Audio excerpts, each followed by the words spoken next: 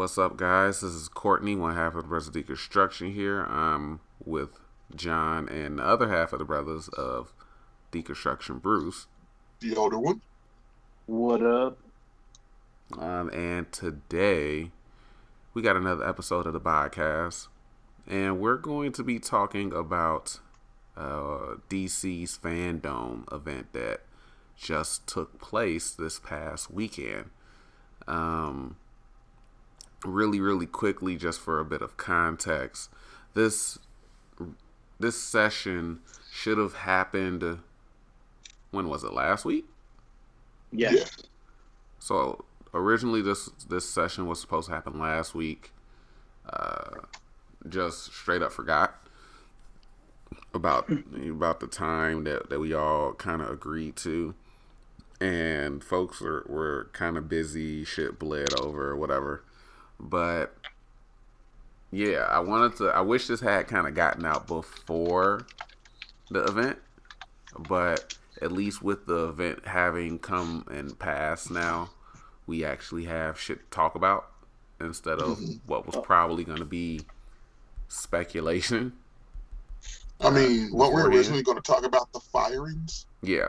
Like, more over, and then how it was going to lead into this. And then now we got both of those. Yeah. To, like, without the lead in and so on and so forth. Yeah. So, let's go ahead and just jump right into it. I'm adjusting some levels. So, DC had their Fandome event this past Saturday. Today is Monday at the time of recording. And before, what we were going to be discussing is that DC just had a bunch of firings at the company. And this was kind of puzzling, at least on to me, because, you know, it was maybe 2.5 weeks before the Fandome event. So I didn't really understand why they were letting people go, because I knew popularity was probably going to go up depending on what they were going to be revealing, and there were already some rumors about games and movie stuff and everything like that. So I don't know if either one of you guys have like a breakdown of who got fired. I know on the other podcast that I do, one of my friends was saying that an editor-in-chief got let go. So that's like really concerning. I don't know any of the comic side announcements that they did at the event, but I'm sure there were some. But yeah, what do you guys think about like the whole, you know, the people that they let go right before this big ass event? I know one side of it. I don't know who was the head of it, but it was basically the overseer of Crunchyroll, because I did not know that Warner Brothers owned Crunchyroll. Mm-hmm. And now it's looking like they're trying to unload Crunchyroll, because, you know, that's where I watch most of my anime. And Sony's like a top bidder for it, and they're trying to get like $4 billion for it. Holy shit. Because they got to recoup some of the losses. And they said that they lost overall with like all their endeavors, like to the tune of like 400 billion or some shit. So that was Warner like Brothers, DC did? Yeah. Holy shit. Yeah. So like one of the things that like that's the one that like seemed to like it would affect me the most is Crunchyroll. Yeah. So I was reading more into it. I was like, $4 billion, like what the fuck? And then it was like, yeah, they lost to close to like 400 billion. I was like, okay, that makes sense. They're trying to get something back. Yeah. If they're gonna. So I'm like, holy shit. How the fuck do you lose $400 billion? I don't know. I think one of the things that kind of like put all that into effect was that back near like the height of the COVID pandemic, Diamond Distributors, which is the distribution company for honestly both Marvel and DC. Yeah. They basically put a halt on their entire production. So comics were not being pushed out. And this is again like right in like the March, April, like the height of the pandemic when like, you know, everyone thought the world was going to end. Yeah. So of course DC was really intent on trying to get anything they could out there. So DC actually canceled, or I guess backed out of their deal with Diamond Distribution. And and they went with another company named Lunar. Mm-hmm. So it kind of messes things up because, originally, Diamond will, print the books and they will ship them to comic book shops. So that's why, it's every Wednesday you get, your new comics. But since that happened, DC, they moved their dates to Tuesday because they would get it basically ahead of the game. So it really messed up a lot of things because then, comic book shops like mom and pop shops, they had to like try and go and sign up new accounts with Lunar Distribution in order to get some of those DC books. Okay. Which, so a lot of comic book shops were really, really pissed, like really upset because it's like, man, that's just going to charge us more money. We're not going to make the money right now. Like those places were going to close down. So it was a really big beef there. And then, so I guess that's what kind of like really made DC make it look that they were kind of the bad guys in the game, is they pulled out of a contract. So, I mean, comics weren't selling, and, DC is under the Warner Brothers, AT&T, like AOL, like banner. So that's kind of what they wanted to do is, they just wanted to get rid of some books and get rid of some writers. Specifically for me, they shut down the whole division of DC Direct, which is their own action figure line, because DC actually has a division to sell statues and prop replicas and action figures, and that whole division was shut down. Now, I guess the thing there's a head person, and his name is Jim Fletcher, which I thought he was let go, but then I saw something kind of resurface that he wasn't let go. But, the action figure, like that kind of industry, they hire out sculptors. Like there's not someone who's like DC Direct sculptor. Like they hire someone to sculpt like their line of action figures. So it's a lot more independent. It's not something like majorly factory operated like Hasbro or like Mattel or something like that. Yeah. But it still sucked because like the action figures that I collect DC Essentials, which they started their line in 2017, and yeah, they're done. So there was like, I think about 20 action figures in that whole line. Mm-hmm. And I mean, we got some good ones. Like I got Superman, and I pretty much got a good group of the Justice League and stuff, but it kind of sucked. But I mean, yeah, so that's kind of where I kind of saw it. So I mean, a lot of books getting canceled, and yeah, people losing their job. I think the only person that like didn't have a worry was Jim Lee, but I don't know. I guess they said that they were focusing more on the entertainment side. Like they were going to start outsourcing their collectibles, and then they were gonna focus more on like the movies and the TV shows and like the merchandise, like instead of the core comics. Which, I mean, I don't know if that's a really good plan, seeing as like the books are like the main source. But brings us a. I can kind of understand where they're coming from with that, because you got to think that.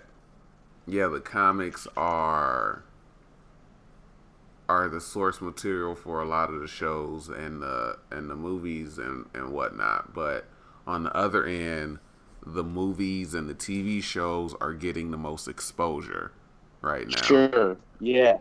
So I get why that would be a plan, especially because people have been saying for a few years now that the comics industry is dying off. So... I mean, I completely understand that line of thinking where we're going to put focus into what we're getting the most exposure on.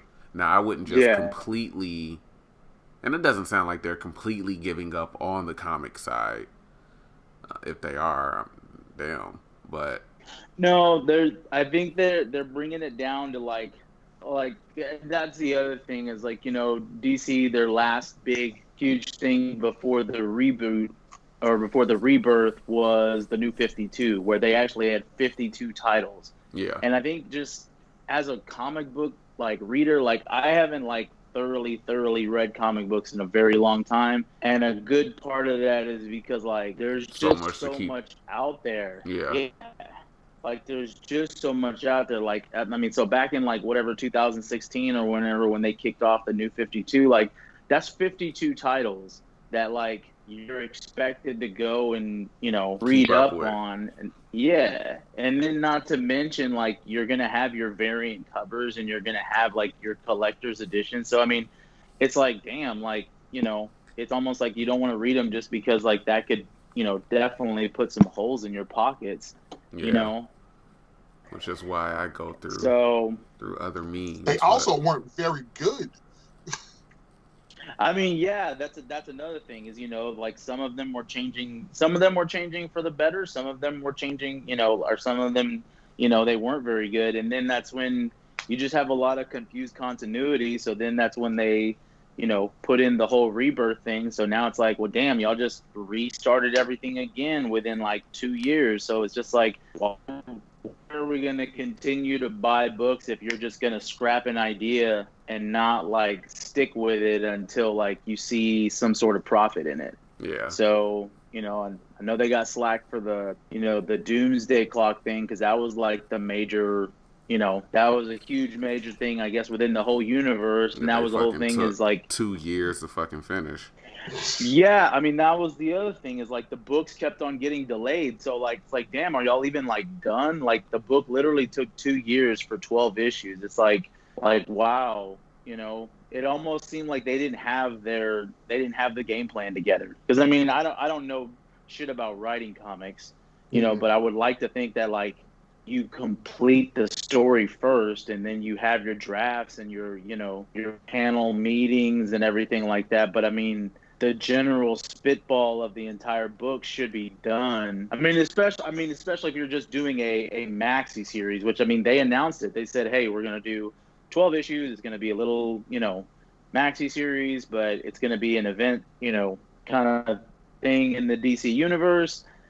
But yeah, within 2 years, like people get bored. I mean, the art was good, but I mean, the art will only get you by, you know, so much, you know, and I guess like, the other thing, I guess, that the mainstream comics have been doing is they focus on events rather than like a singular storyline to be like, oh, this is good, or, you know, oh, okay, we'll continue, we'll go through this. It's like they have to have like this event that like shocks people and that gets like, you know, tries to get those open, or that the general public eyes. Like, you know, I mean, just for example, for Marvel, you know, Peter Parker dying, or when, you know, when Cap was Hydra, or, you know, like X-Men versus Avengers, or, you know, I just say it focuses around like events where it's like, man, y'all just have to keep a huge, like, can't y'all just have a year and a half worth of stories that y'all put in advance, you know? So I don't know. I mean, like I said, I don't know shit about writing comics. That'd be my game plan. What about you, Bruce? Well, on the comics thing, like, what made me stop reading DC was New 52. Like, I was heavy, you know this, I was heavy into reading DC. Mm-hmm. And then they were like, all right, everything you've been reading so far, all these stories that have been built up for like, I was reading for like, consistently for like 3 to 4 years. And we're getting rid of all of these stories. And I'm like, then what's the point of me to keep reading? Like, yeah. And they never announced if they were bringing shit over with it too.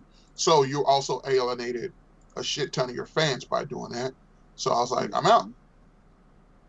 And so, and then they did the rebirth, and I was like, yo, okay, it was moving kind of in a right direction, but at that point I was like, I'll just catch up on trades, and then I just haven't caught up on anything since. Mm-hmm. Like, so I bowed out of the comics a while ago. And entertainment-wise, they haven't been doing, you know, you don't even rage watch, like, the Arrowverse anymore. Yeah. And I just gave up immediately. Like, especially with Flash, when they made everyone so fucking unlikable. Like, that was a problem to me with the series. With their series, is they made all of their people unlikable. And I'm like, I can't watch this shit. So I'm done. For me, it was when they kept fucking doing the same thing over and over. I guess, guys, we get it.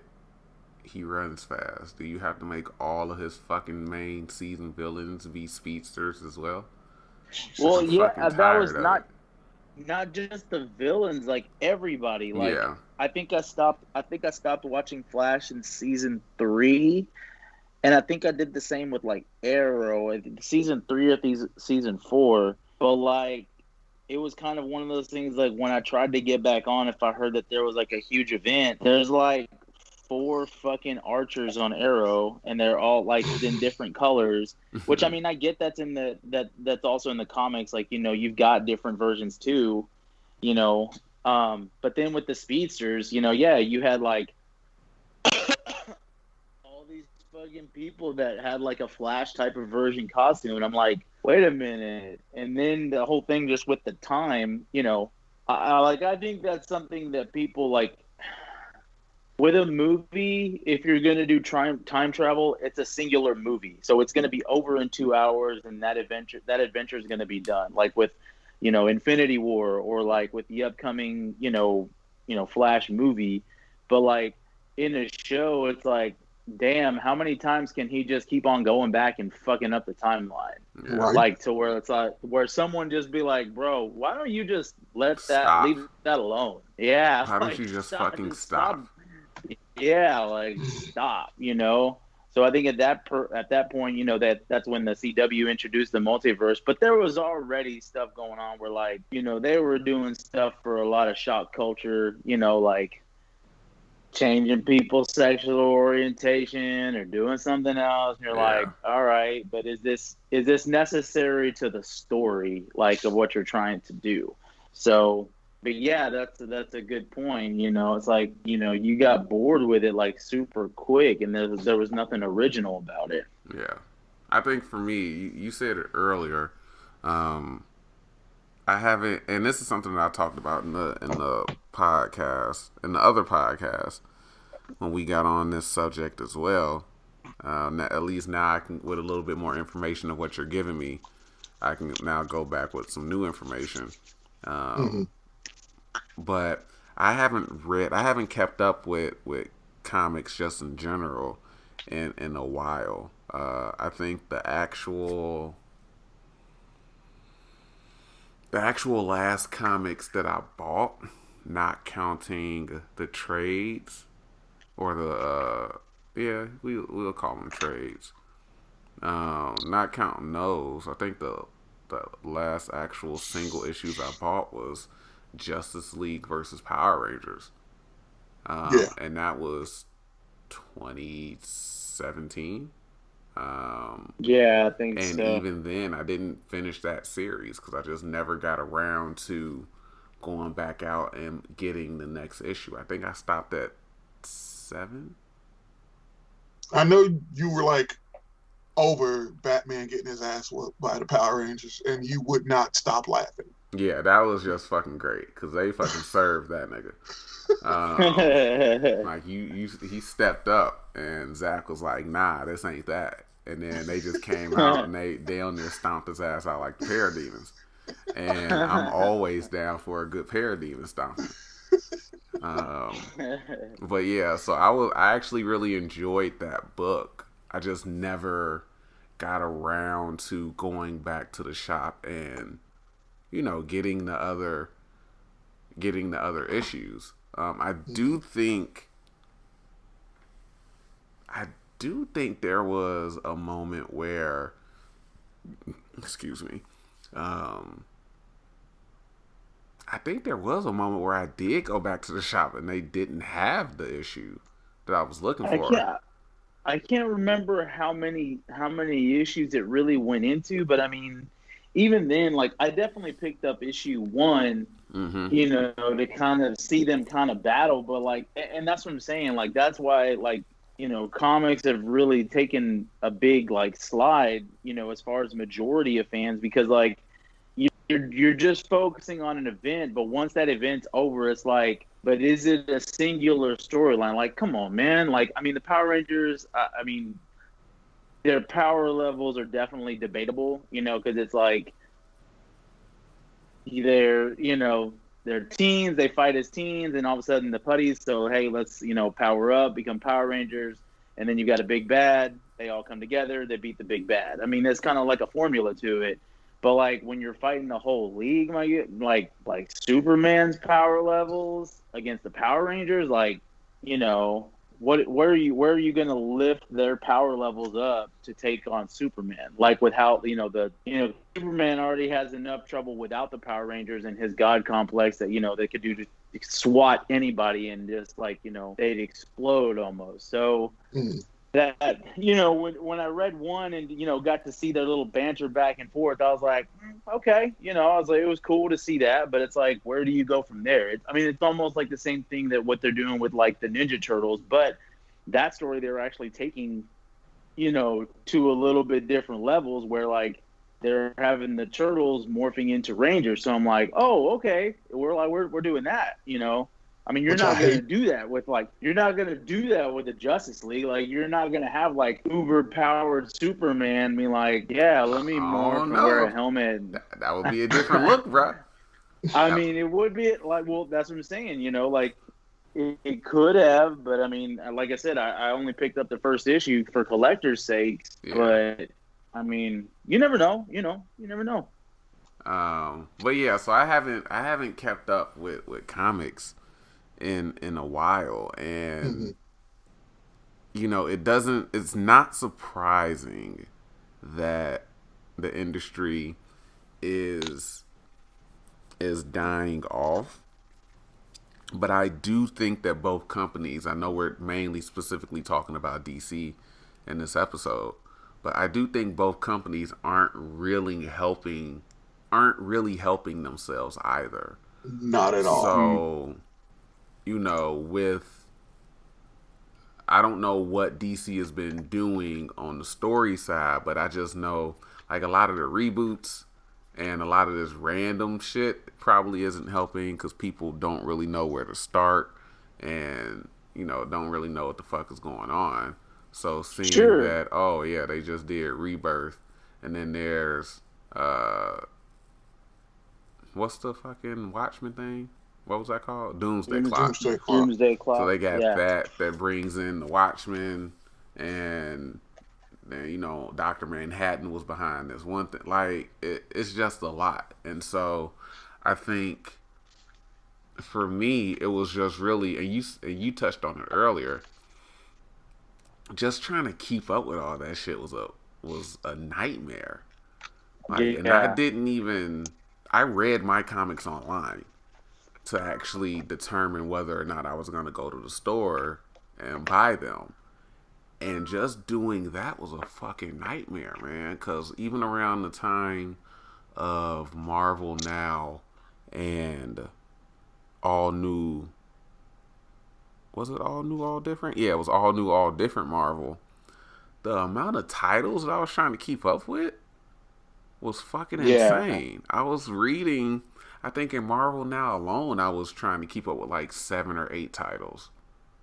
Yeah. And then they switched over to it seemed like they ended Marvel Now abruptly, and then they went into All New, All Different, and then rebooted that and started it over again because I think Matt Fraction's Hawkeye was in Marvel Now. Mm-hmm. And then they started an all new, all different. What the hell is going on? My mom's calling me on my show. Oh. So I was like, what? But yeah, so it, they had all new, all different Hawkeye, and it only. Alrighty, GarageBand has detected feedback. All right.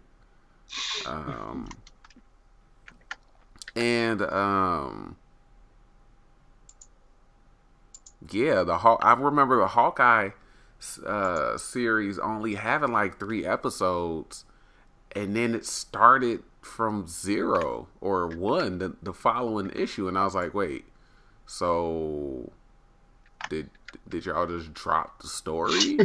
what the fuck is going on here? And at that point, I was like, you know what? I'm not doing this shit. I'm not keeping up with all this other crazy shit if y'all just dropping storylines like this.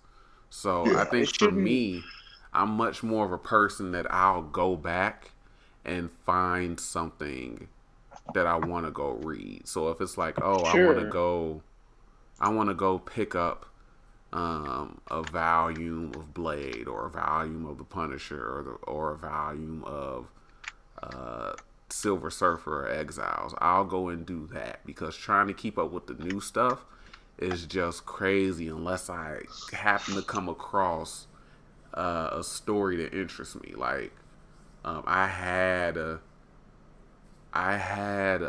X-Men, I think, a tab open with X-Men like a month and a half ago, because I had seen somebody put on Twitter, put a screen cap of an issue where Laura X-23, who's currently Wolverine, I think.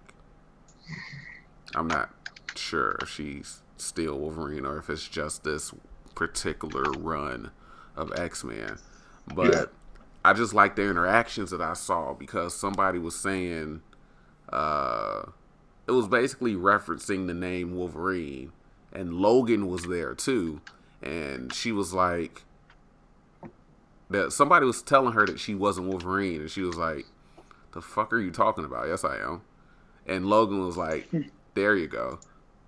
And I was like, see, I need to peep this, because I ain't used to seeing Logan actually be a caring, encouraging person. So I need to see what the fuck this is about. But I never actually started reading that volume. But I've never really been big into reading DC, right? So I would pick up stuff here and there, but I don't know. It was just something that I was never really big, and it wasn't like the rivalry thing or anything like that. I just wasn't. They just didn't have any titles that interested me. But hearing, what are you about to say? Go ahead. No. Go ahead. I'll just say, just hearing, just hearing about all the weird stuff that they're doing, as far as like, it seems they have a fucking crazy ass event coming up. I mean, Marvel is guilty of this too. It seems like they always got some big ass event, and is, people are tired of events. Oh, fuck yeah. Yeah. You don't. Like, you just need to have. You're not focusing on any singular stories. It seems like it seems as if everything is leading towards an event, and that doesn't need to be the case. Yeah. So the thing is like within the. Sorry, I keep on interrupting you. No, you're good. I was just gonna say, so I just keep going back and like finding stuff that I'm interested in, like the Ahsoka, I think it is the Ahsoka sisters, or they did the game show Elevator, and they're like horror writers or directors or something like that. Apparently they wrote Black Widow. They have their own run on Black Widow, and I was like, wait, what? Okay, no, I need to go peep that. So it'll be shit like that. So I'll hear, oh, this person wrote Doomsday, or this person wrote X-Men or something like that, and then I'll be like, okay, that sounds like it would be kind of interesting. Let me go see what that's about. But in general, I'm not keeping up weekly like I was a few years ago, because that shit is a fucking nightmare. Trying to keep up, look to see what's coming out this week, and finding it, reading it, and then trying to, that shit was fucking insane, man. Yeah, it shouldn't be a chore to like have to be a fan and keep up with everything. I'm more of the mind. I'm kind of like you, where like I'll definitely look for something after the fact, because just like I said, for the same reason, is there's so much that's out there right now. It's difficult. I go more based on like if it's a certain author or writer who's got credibility, like with me, like right now. It's Ta-Nehisi Coates, his Captain America run. I'm reading that, but I'm reading that because of his Black Panther run. So, I didn't really like what he or did like with you Black have someone, Panther. or like, Fraction, and when Matt Fraction did Hawkeye, it's like, okay, well, whatever Matt Fraction's going to put out after reading that book, I'll probably pick up, because it's like, oh, okay, I liked what he did there. So I go more based on like the creative standpoint, like I picked up Doomsday Clock because that was Jeff Johns, and Jeff Johns is DC's probably the most premier writer. I mean, he resurrected Green Lantern, he resurrected the Flash, he touched on Aquaman. Like, my man he's notorious for like making old boring characters very fun again. And his run on Superman when he brought Richard Donner in, I love that fucking story. Oh yeah, the action yeah, that's another one. Yeah, for sure. So like, like you look at that and it's like, all right, well, anything Jeff puts out, I'm gonna read. I may not go pick it up, the day of, So like, for example, this Wednesday, him and Jason Fabric are coming out with that Three Jokers book. And I'm like, okay, that book has been like a year and a half to 2 years in the making. COVID delayed it, everybody delayed it, but we're about to get apparently a finalization, culmination type story between the rivalry of the Joker and Batman, and like including all of the Batman family. So like, I dig the art. The art looks dope, and it's Jeff writing it. So I'm like, okay, I'll buy, but that's gonna be it. It's like, hopefully that book won't take 2.5 years to complete. So. But yeah, I'm more of the same. Like, I'd rather see what other people are saying about it, and if other people, talk about it and be like, man, you got to pick up this book, at that point I'll pick it up. But I'm not going to actively, like, have a pull list of, like, 30 or 40 titles. Like, there's just no way. Yeah, that shit, trying to keep up with all that was just insane. And then, I want to say one thing about the comic. It goes both ways. I want to say one thing about the entire, like, the comic thing. Yeah. It kind of goes for both major studios. Like, so on a Marvel side, they're trying to curtail to the audience that didn't get them to where they were. Mm-hmm. So they're like, hey, we got these SJW characters.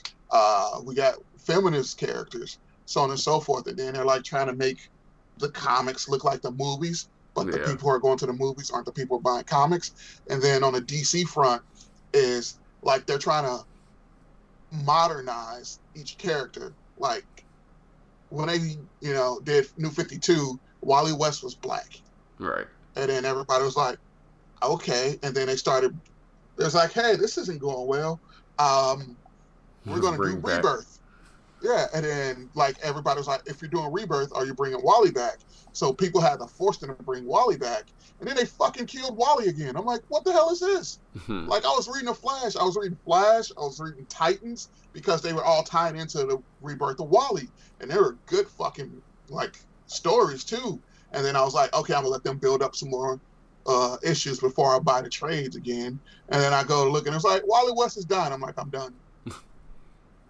Yeah. Yeah, again, that goes back to what I was saying earlier about them not doing themselves any favors with the stuff that they're doing. So on Marvel's side, they're clearly shoehorning in politically correct characters for representation purposes. And, this is something I talked about on the other podcast, but about representation being important. And I said it is, but only to a certain extent. People make it to be way more important than it should or than it is. And, on the DC side, just their overall, like, resetting of everything. And it's like, just make a decision. Take a stand and chill the fuck out. Because this is insane. So, yeah. I think on the comic side, they definitely... I don't think COVID is helping at all. But I definitely think that they're not doing themselves any favors. So I think they need to focus they need to do more focusing on stories and the characters, and not trying to make characters look like their movie counterparts, or not trying to shoehorn in certain subjects and everything like that. And I think once Outside opens back up for real, then I think if they get back to that, then ideally, hopefully, sales will pick back up. Because even though I've been doing a lot of digital reading, I'm very, very quick to buy a physical book. Well, that's the other. I think that's the other thing that's kind of not killing the comic industry, but the comic industry is evolving, and it's like, man, right now, people are not heading out to stores, one, to buy leisure products. I mean, people are, but then again, people aren't. Like, it's not crazy, Yeah. And then it's like, why are you gonna, go out to the shop if you're just gonna get, if it's gonna be online, where you can pick it up online. So, I mean, that's just the age of, like, that's the whole Netflix kill Blockbuster, streaming kind of thing. So, I mean, that's another huge reason, man, that it's just it's a crazy time in their history, for just comics in general. So, yeah, I mean, they, a lot of people were let go, divisions were shut down, and, that's kind of what led us into the fandom, or the Fandome thing. Yeah, which I tuned into late. I had to work. I work on Saturdays. So by the time I got home, it was not wrapping up, but by the time I had gotten home, I had and I actually tuned in. I found where you can actually watch it live. By the time I tuned in, I made it in time for the I think I saw the Suicide Squad game trailer reveal, because I know I saw the Batman stuff. I know I saw that, but I remember watching it before, because the Batman stuff I had on while I was in the shower. But I was watching before I jumped in the shower. I can't remember what came on before the Batman panel, though. I'm thinking that was the Suicide Squad reveal. Yeah, it was. Well, it was weird for me. Someone leaked out the trailer in, like, very bad quality on, like, Twitter and on YouTube, and they're like, for the Batman. Okay. Because I think that was their final thing, like the final, like, this is how we're ending the Fandome event. Yeah. But I saw it leak out on Twitter first. Like, I got it in bad quality, but I mean, still good enough to see, and like the audio was good, so it was still like, oh shit, Yeah. Yeah, it did come on Twitter first, and it was weird because I watched it, and it was like a joke one, because they ended up putting ended up being a Rickroll. But oh shit. But it was the real trailer, and I was watching it, and I was like, wait, this is the real trailer. But I didn't think anything of it, because I figured that the fucking trailer had come out already. Yeah. I forget at what point it cuts off at, but it just turns into a fucking Rickroll, and I was like, oh, okay. Damn. But I was like, they'll put it up eventually. And then I was watching the event, and I was like, oh, okay.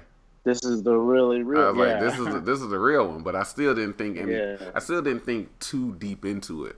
So let's go ahead and jump into the Fandome stuff. Did either of you guys watch it from the beginning, or did you jump in like at a certain point, or not watch it at all, or what? I didn't watch it all. Okay. I was at work like you. Okay. I jumped in midday.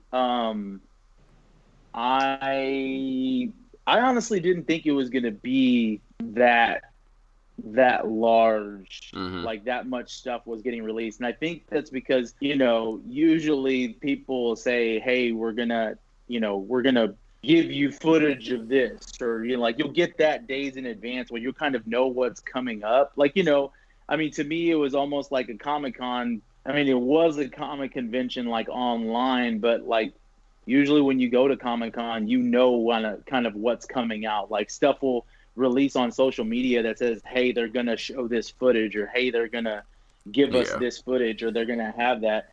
I didn't really see the schedule, so I caught on right after the Wonder Woman 2. I guess that's what they started off with, like just looking at the schedule.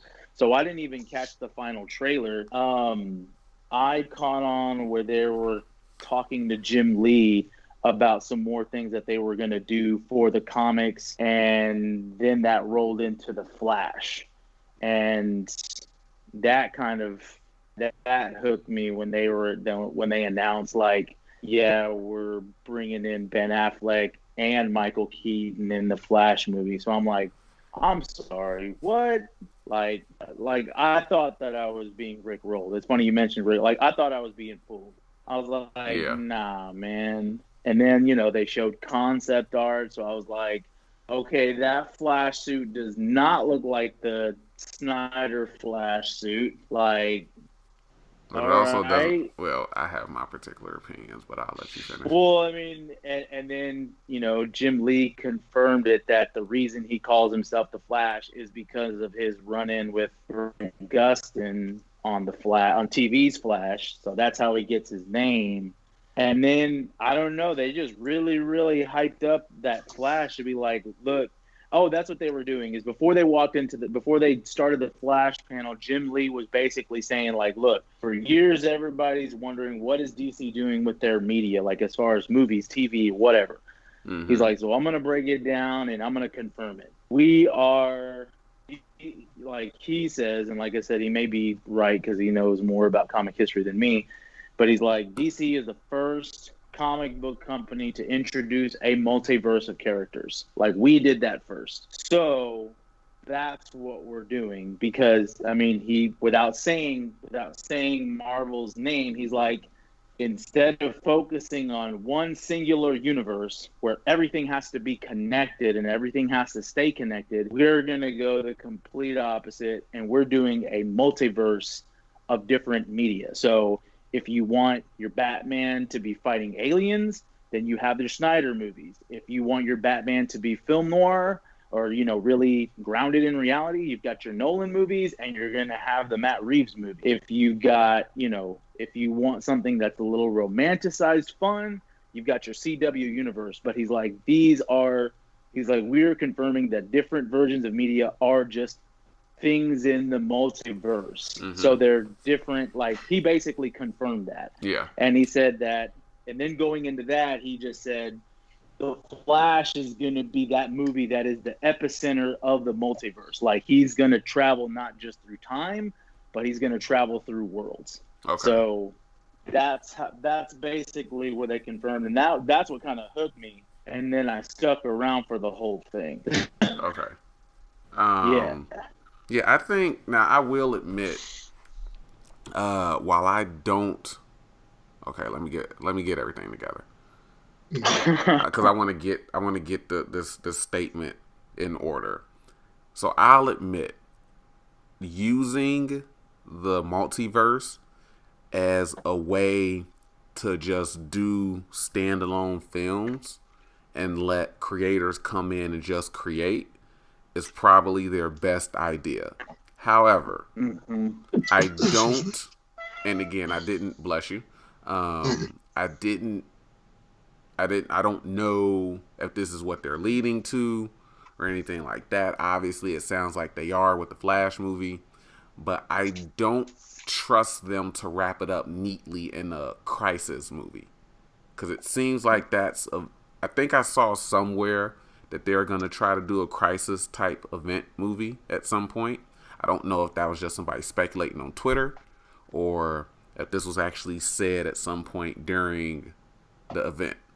But it's a great idea to use the multiverse as an excuse, I guess you can say, as a way to hand wave all these different type of movies not being connected, because exactly. it allows you know, creators to come in and do their type of movies. You don't have to worry about if I come in and I want to do a Martian Manhunter movie that has fucking just name any random actor as Batman, and people are like, wait, that's not Ben Affleck, that's not Robert Pattinson. It's like, yeah, that's because this is our own otherworld movie. This is my Batman movie. Now we got hints of that when what's his name? Who produced Joker? Martin Scorsese. Martin Scorsese, when they were talking about, oh, he's gonna do a Joker movie, there were rumblings that that they were going in this direction, that they were going to start doing, like, I don't want to say Elseworlds. Elseworlds is Marvel, isn't it, or is that DC? DC is Elseworld. Yeah, okay. That's Elseworld. But there were rumblings that they were going to be doing, they were going to be heading in the direction of doing standalone films that weren't connected due to the fact that they're different. They're all in one multiverse. I remember reading that. So it's a great idea. However, if the plan is to have some type of crisis event in the films, I don't trust them to wrap everything up neatly. I just don't. But I'll give them the benefit of the doubt with not restarting, but I'll give them the benefit of the doubt for leaning on the multiverse to just make movies, because clearly they weren't doing a great job of trying to build a connected universe. So this way they can kind of just let people create, which is what, I think all of us have been saying that they should do. Stop trying to interfere with movies and do this and do that. Let people create the vision that they have, and I think this is the perfect way to do that. If I come in and I want to do a Green Lantern war film that ain't got shit to do with anybody, but it has Ryan Reynolds appearing in it as Batman, let me do that. It don't have to be connected to shit else. I just want to make a fucking Green Lantern horror movie. You know what I'm saying? So I think it's a very great idea. But again, if this is going to if this Flashpoint film, I don't expect them to do it neatly in Flashpoint, to be honest. And I also don't expect the Flash movie to actually happen. But that's what I've been saying. But I don't. If they plan on doing like a crisis event or some mega event, I don't trust them to wrap it up neatly. But if they're just letting people make their movies and they're not really worried about trying to keep it connected, all right, cool. I'm fine with that. Yeah, I think that's the thing, is they had to use it. It was just about time, because everybody's like, man, what are y'all doing? Like, Marvel's out here doing this. They're out here connecting movies, and y'all got y'all like this. It's almost the same thing with the comics. It's like, man, y'all are rebooting shit every 3 years. Like, you did Superman Returns, and then 6 or 7 years later, you come out with Man of Steel, and so it's like, okay, Man of Steel was a good movie, and so then all of a sudden y'all are like, well, we're gonna do a new Batman, so we're not gonna, Christopher Nolan kind of did his own thing, so he's wrapped up there, so there's no more Dark Knight, or no Bale Batman, when.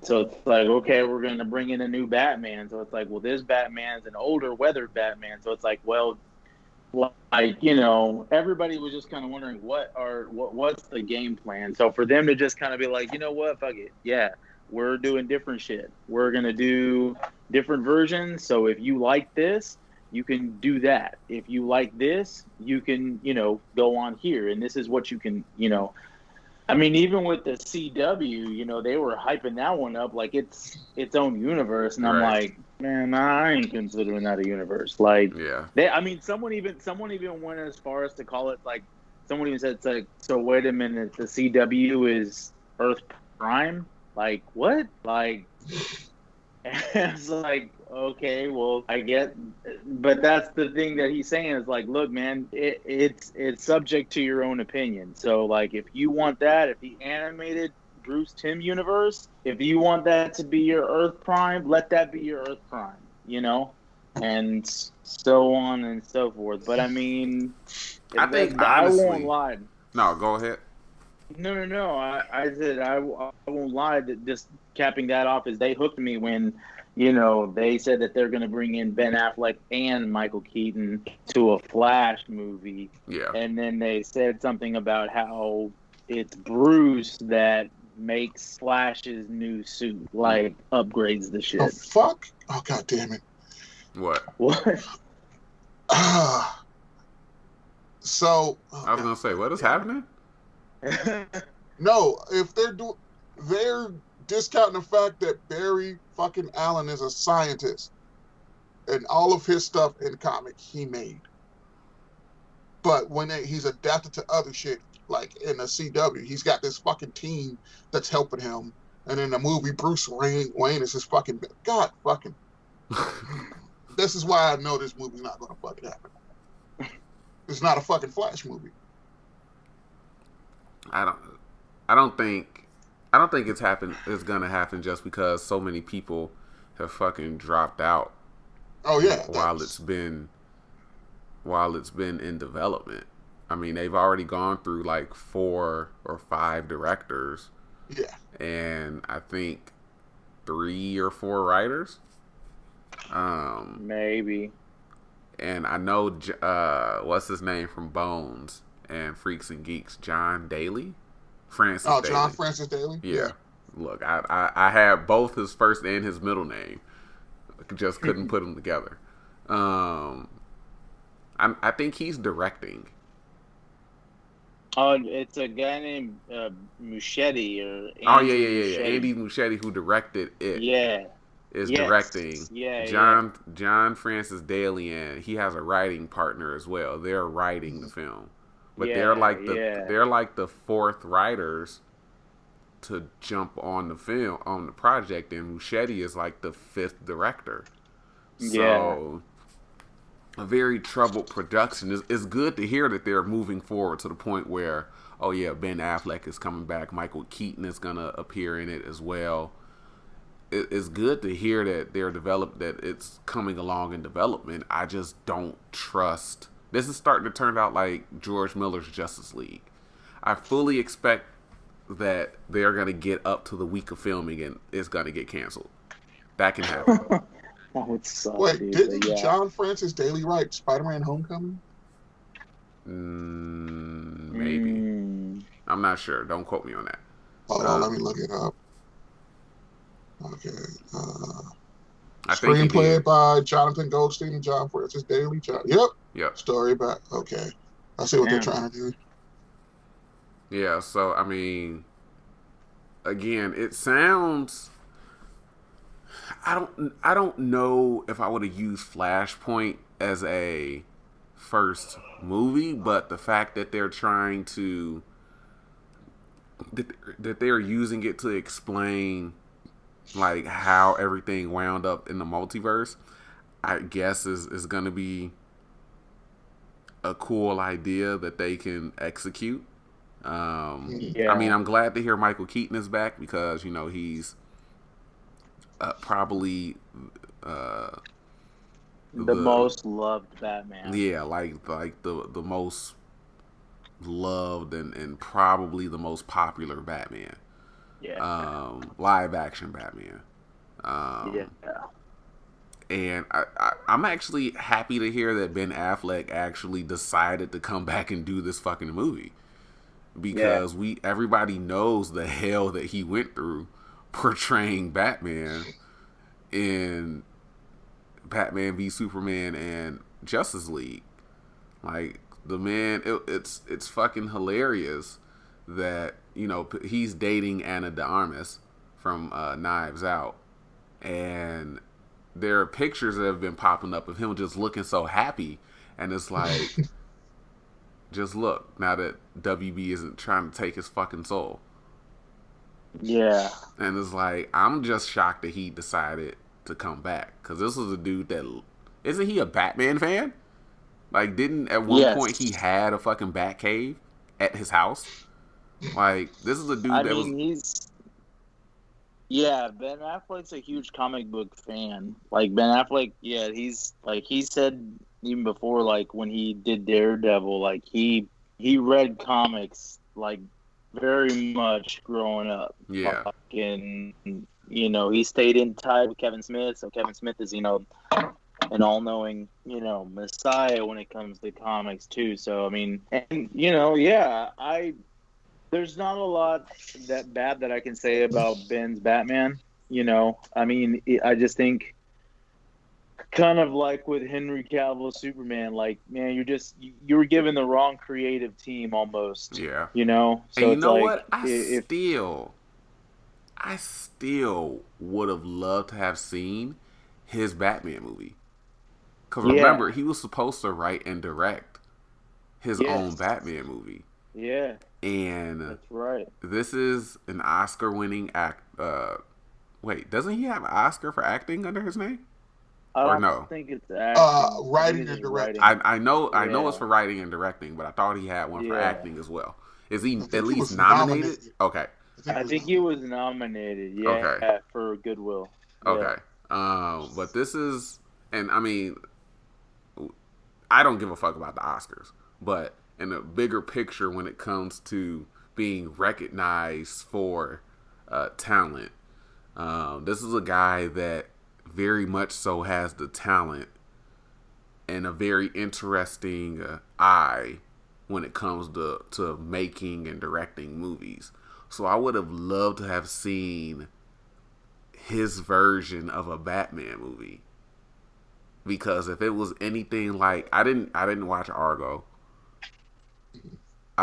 What's his first movie that he directed? It wasn't that long ago. The name is on the tip of my tongue. It's like, was it Gone Girl? Yeah, like Gone. No, it wasn't Gone Girl. But it was. It's in that similar. It has a similar name, like Gone Girl. Yeah. Because what's his name did Gone Girl? Dave Fincher.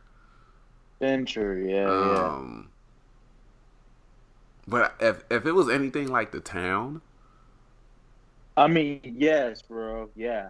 I would have loved to have seen like a Batman movie that's some type of like heist film or something like that, like The Town.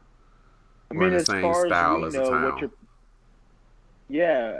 like as far as we know, a lot of what Matt Reeves like probably latched onto is in some form Ben's Batman as well. Like, I mean, like that's what I'm saying. Like, there's got to be some boardroom or some meeting room in the DC or Warner Brothers offices that's just totally devoted to Batman, where there's books and miles of notes, about everything, just like, this is what we do.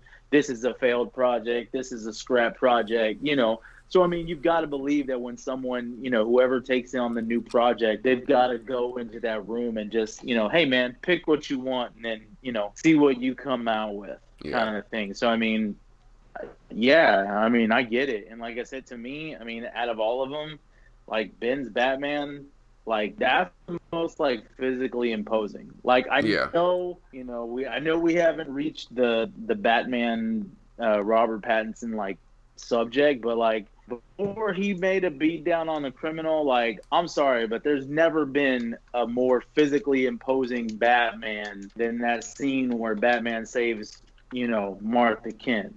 Like the man was whooping ass. Like that was straight whooping ass. Like There's never been a Batman movie that's done that before. Like Christian Bale had some of the elbows, and he'd throw an elbow your way or drop people. But like as far as And like wear those Jordan 6s. yeah, yeah, like Batman did some work.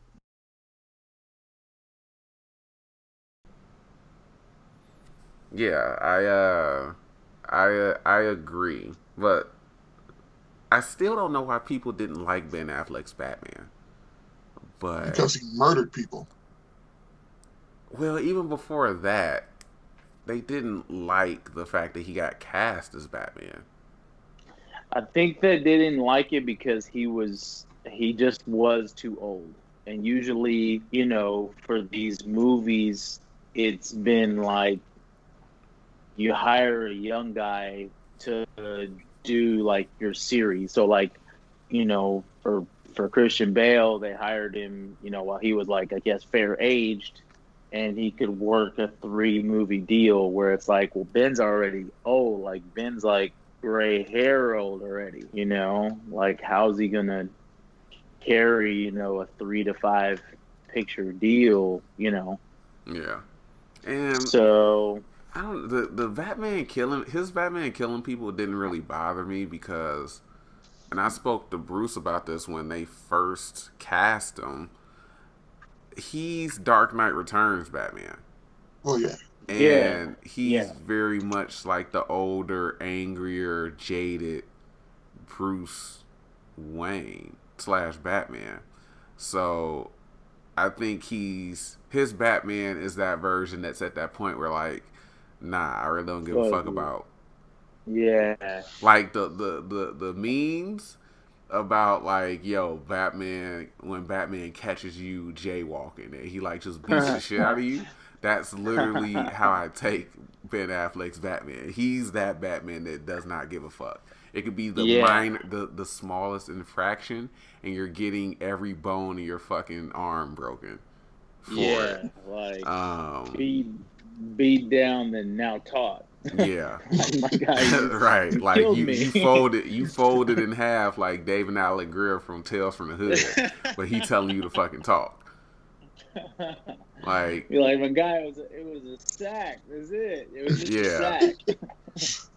Like, bruh, I didn't want to step in the dog shit in the damn walk lane. What are you doing? Yeah. But man, I never had a problem with his Batman. I just think he, like you said, he was in the wrong movie, or it was the wrong people kind of guiding that film.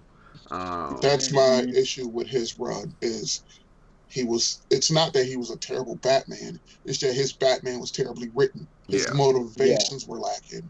So everything. Yeah, I agree. I think had he actually been given the chance to do his own Batman movie, it probably would have turned out a whole lot better.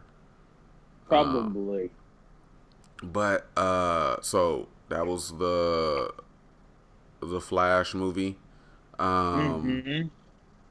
What else for fandom? What do you guys want to move on to next? We can move on to the game side, or since we're on the movies, we can keep talking about the movies.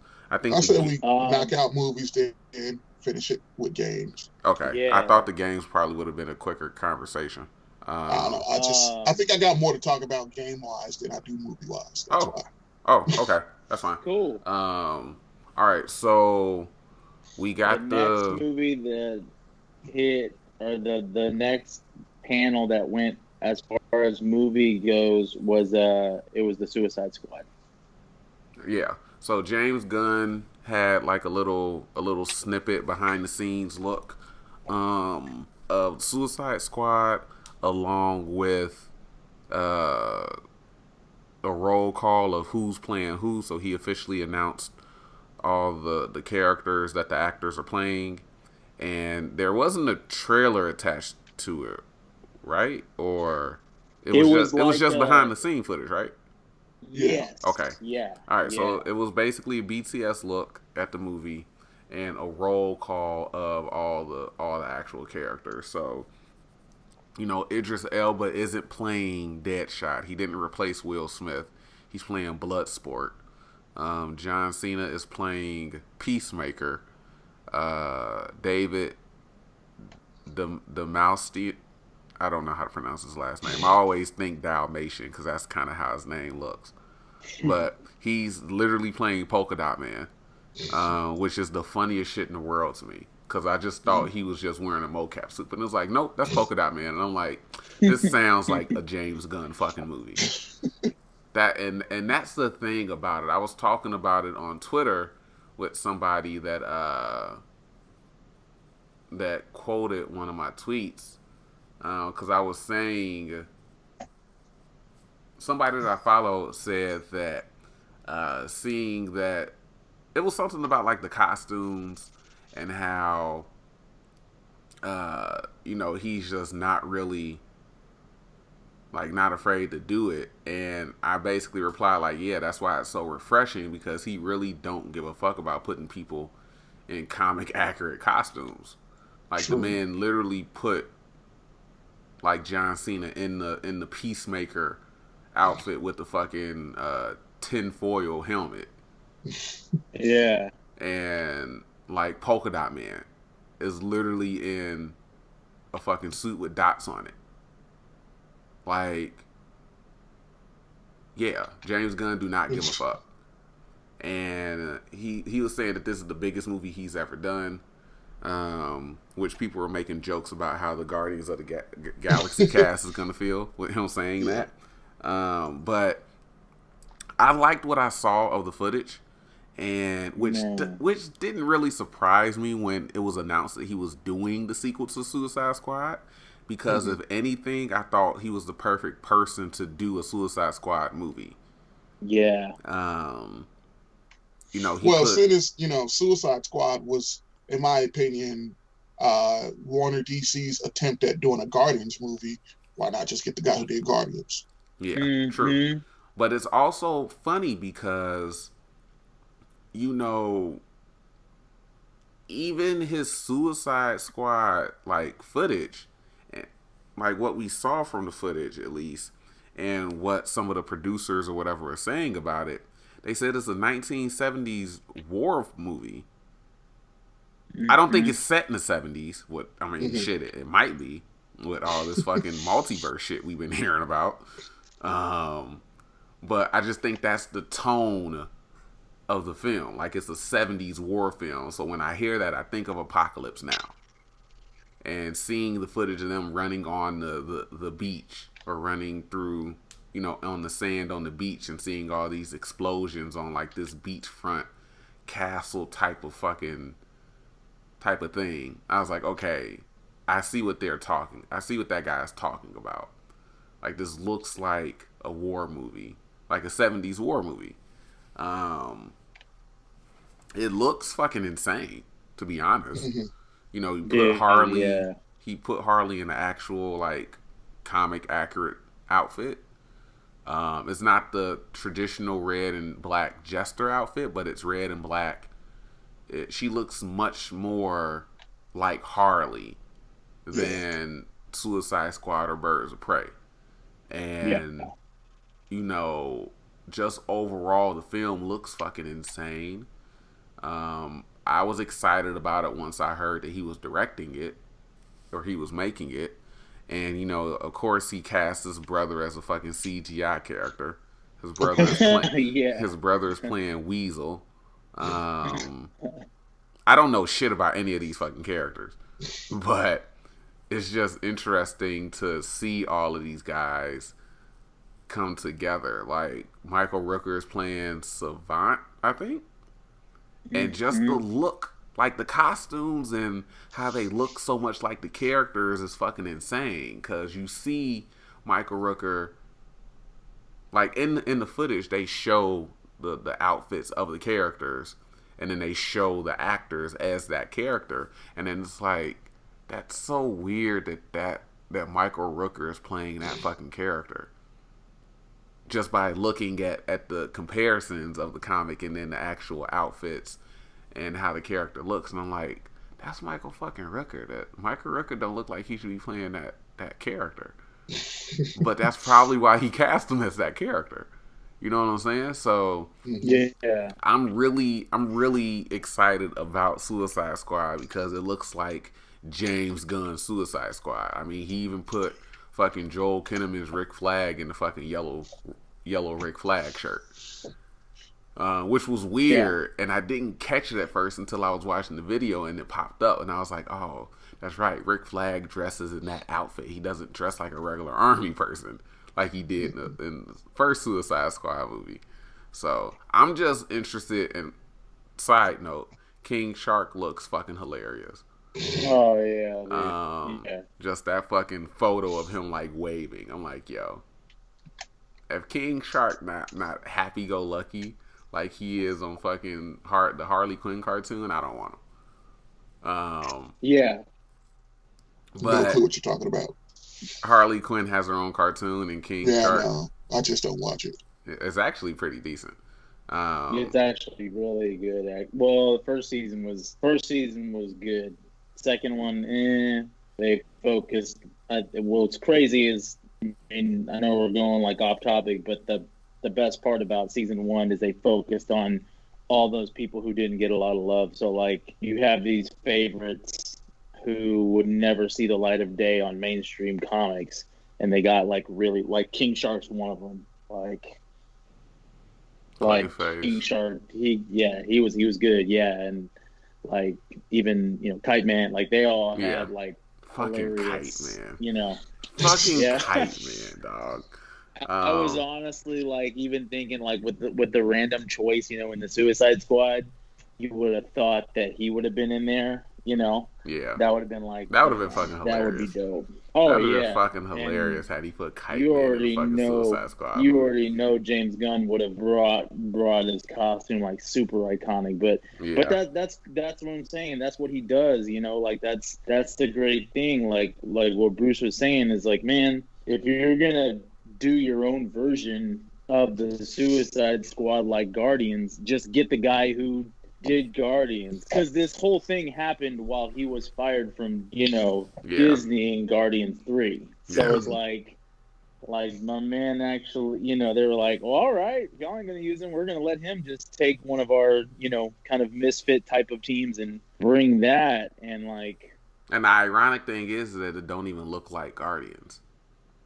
No, not at all.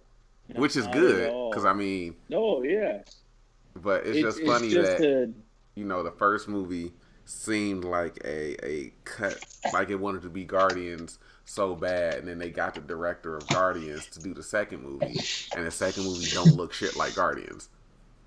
But then again, we've only seen behind the scenes footage, no official trailer, so we don't know how the trailer is going to get cut. We don't know how the movie is actually going to look. But I just think overall, it looks really, really good. What do you guys think? If I haven't already said what you guys are thinking. Dude, yeah. To me, that's actually I'm more hyped about that than I'm hyped about the Batman movie. Like, I know Batman we're like leading to, but that kind of got me just because the Batman movie. We'll talk about it in a second, but it's very dark. Everything's very dark. Everything's not very, very bright. And this one, I just got a different feeling. Like, the attention to source material, you already know is going to be there. Like, during the panel, he said, like, the book is going to be really, really influenced by the first, Ostrander Suicide Squad run, which is, like, the most popular Suicide Squad run. Like you were saying, everybody looks like a movie version of them would. Like, Rick is basically in the brown pants and yellow shirt, and he looks like Rick Flag. And Harley looks more like Harley, which, I mean, it's not hard to do, just the white makeup and like stuff, but she's actually dressed in a sort of not just something skimpy like the other movies were, where she's just dressing up. It's like it almost looks like a kind of battle suit. Yeah.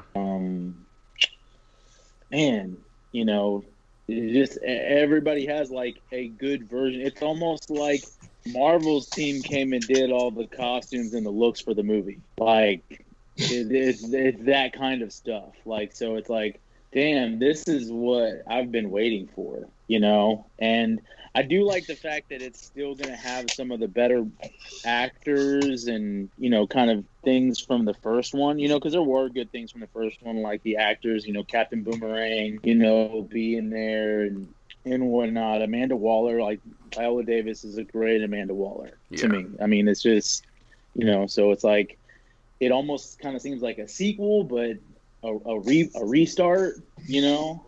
So I'm interested to see who he's gonna fucking kill. Because he basically said ain't nobody safe. Yeah, like that's what's gonna be cool too. Yeah, because you're just wondering, like, is he gonna kill Harley? And how are they gonna die? Right. So it's like, is he gonna kill Harley? Is he gonna kill Boomerang? Is he like who finna eat it? Because you know this cast is way too big. Ain't all the ass is not getting out alive. Oh yeah, no, you're almost gonna have to play like a Russian roulette game. Taika's gonna be in it, but his role isn't confirmed like who he is. I wonder if he's gonna voice King Shark. So right here, I'm seeing that an actor named Steve Agee is. Is he doing a voice or is he doing a mocap?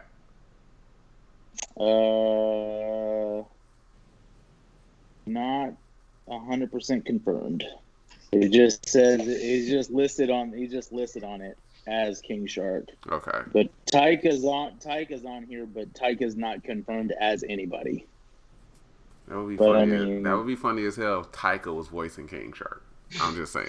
That'd be great. He brought Nathan Fillion on. Yep. As a brand new character for the movie. Yep. So, I mean, it is just the whole thing. It just looks like awesome. Yeah. What do you think, Bruce? I mean, it's. So I didn't watch the featurette. I just watched the roll call trailer. Mm-hmm. And what I will say is, you know, people say Margot Robbie's a great Harley Quinn, but I didn't see anything that tell me that Harley Quinn was awesome because, once again, the material was lacking. Yeah. So, with James Gunn, who's like a director who can get the most out of his actors, I think he will get her to hone in on a part of Harley that she hasn't really done before. Because instead of hey, I'm zany and so it's like, yeah, but why are you that? Instead of just start acting like it, let's get you to emote hey, I've been in this terrible fucking relationship. Because in the comic, when her and Joker break up, she takes it hard. Yeah. And then that's when she gets to the level of Harley that mostly everybody knows. And I was like, well, what's that's missing? Yeah. It's just a character that you guys. But I think he will get by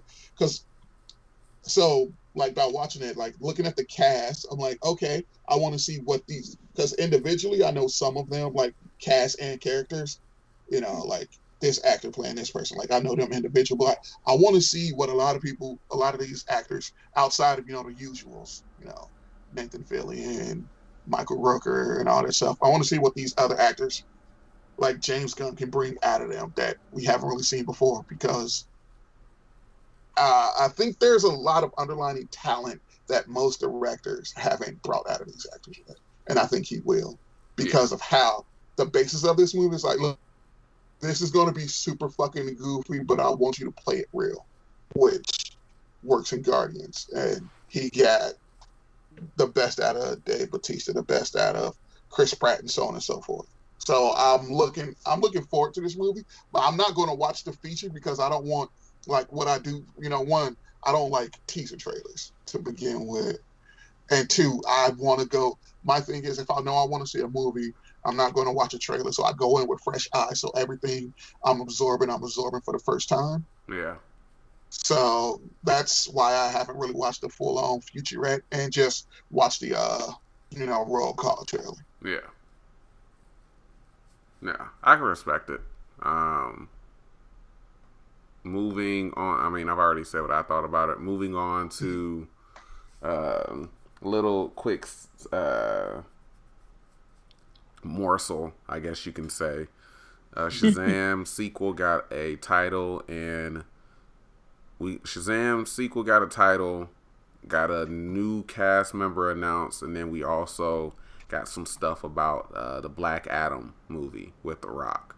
So Shazam sequel is called Fury of the Gods. Sinbad is gonna pop up in it, which John and I were talking before we were recording. I think that's a reference to him playing a wizard. That was the whole Mandela effect that didn't really happen. Yes. Because I was like, this is a reference to something, and I don't know what. So I think that's what it is. And then the Black Adam stuff with The Rock. Now, he's been cast as Black Adam for like 12 years. This dude has been in this role for a legitimate long-ass time. Mm-hmm. And he's been teasing it here and there on like social media, and watching the footage and just hearing what I'm guessing are his in-character quotes. I'm interested to see what type of anti-hero they're gonna make Black Adam out to be, because he goes and says, I was a slave for a very long time, because I had a particular way of like fighting for justice. And just like the phrases and the word and his word choice is really interesting, because it seems very much like, hey, they imprisoned me because of I fight for justice this particular way, but nobody's ever gonna do that again now that I'm free. And it's like, well, what type of fucking who are you? Like, what the fuck did you do? Because it seems like he's very much like, oh, I fight for the protection of people. Because he even said at one point, I hate bullies. But he seems like a very ruthless person that's fighting for justice. And the fact that they're phrasing it that way makes it interesting. So now I'm like, what the fuck are they going to do with Black Adam? That they're framing him as this type of anti-hero. And the fact that the Justice Society of America is going to pop up in the film as well, I think is also another interesting aspect, because he even says that the Justice Society don't agree with his habits, or with his what word am I looking for? Procedures, his whatever. Methods? Yeah, his methods. There we go. So they don't agree with his methods. So then it's like, well, I would have thought Black Adam would have been the villain of this whole situation, but now I'm not sure. So I think the whole Black Adam stuff with The Rock is looking pretty, or at least sounding pretty cool. We got some concept art. Looks great. But yeah, it's sounding pretty interesting to me. What are you guys' thoughts? I'm definitely digging it. I like his participation and everything, like the way he's, kind of always kind of had involvement in it. I mean, like you're saying, he's been like in the role, or rumored to be around it for like almost 10 years now.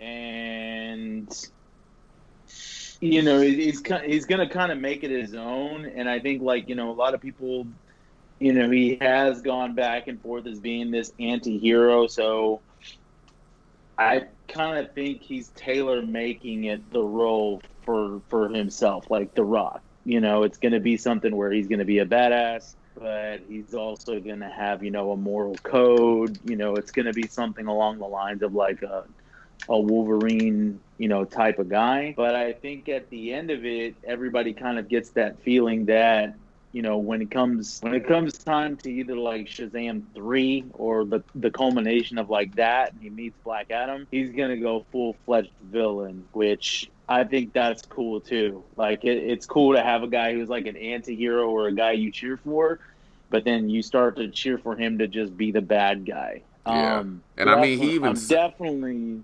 Go ahead. No, I was just gonna say he even says, I think at one point that when it comes like the world that he was in was full of wealth, and we were still poor and magic, and I said the word first, and it shows him fighting Jaimin Hunsu's wizard from Shazam, and I was like, oh, okay, that's what. Okay, now that they're framing it as like I said it first. Yeah. It's like, oh, so folks stealing shit or what? Like, so it's just the way that they're framing it. It just sounds really, really interesting, because now I want to know what beef he's gonna have with the Shazam family. Exactly. Did you watch it, Bruce, or no? Yeah, I did. I was like watching it.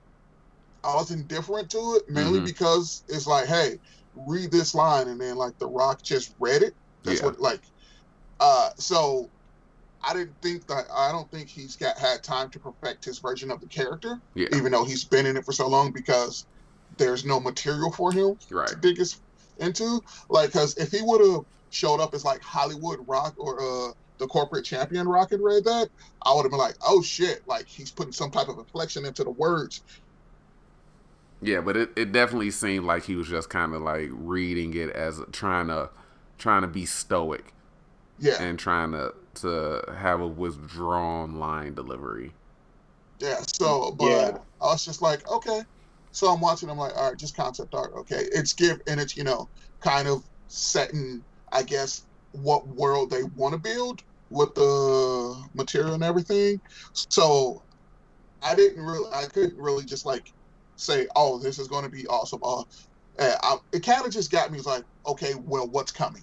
I'm more interested in what's coming until what's being presented, because what was presented was like, we just had to get something out for this. So that's the way I was looking at it. It was like they just wanted to get something out. Till it was like, hey, yeah, The Rock is still doing this. Look, he's even filmed a voiceover for it. And so, because when you told me, hey, and possibly watch the Black Adam thing, I went looking for that, and I was like, okay, all right, cool. So it wasn't more of, okay, this is going to be bad. It's like I didn't feel like the same way I felt about like the Suicide Squad or anything, because it's just ain't shit to show. They didn't have anything. Yeah. No, I completely understand that. Like I said, for me, I was just interesting because they didn't have anything to show, and we were just listening to what he was saying, just his word choice and the things that he was saying. I was like, okay, he's clearly going to be an anti-hero, which is what The Rock has been saying for a couple of years now, teasing Black Adam stuff. And he's been saying he's going to be a different type of anti-hero. So now actually hearing this stuff, I'm like, okay, what type of anti-hero is he going to be? Because it sounds like he's going to basically be a villain that's mostly fighting for a villain in the sense of he's going to be super, super ruthless. But he's actually just simply fighting for justice and for people to be like fairly treated and things like that. So, yeah. If it's like, what was that? Was it the original 52 when they released a new comic every week? If it's that Black Adam, I am all in for that, because that story was fucking amazing. I'm not familiar. Yeah, I think so. Sinestro basically, which is how Black Adam. Say that again, because your audio dropped out.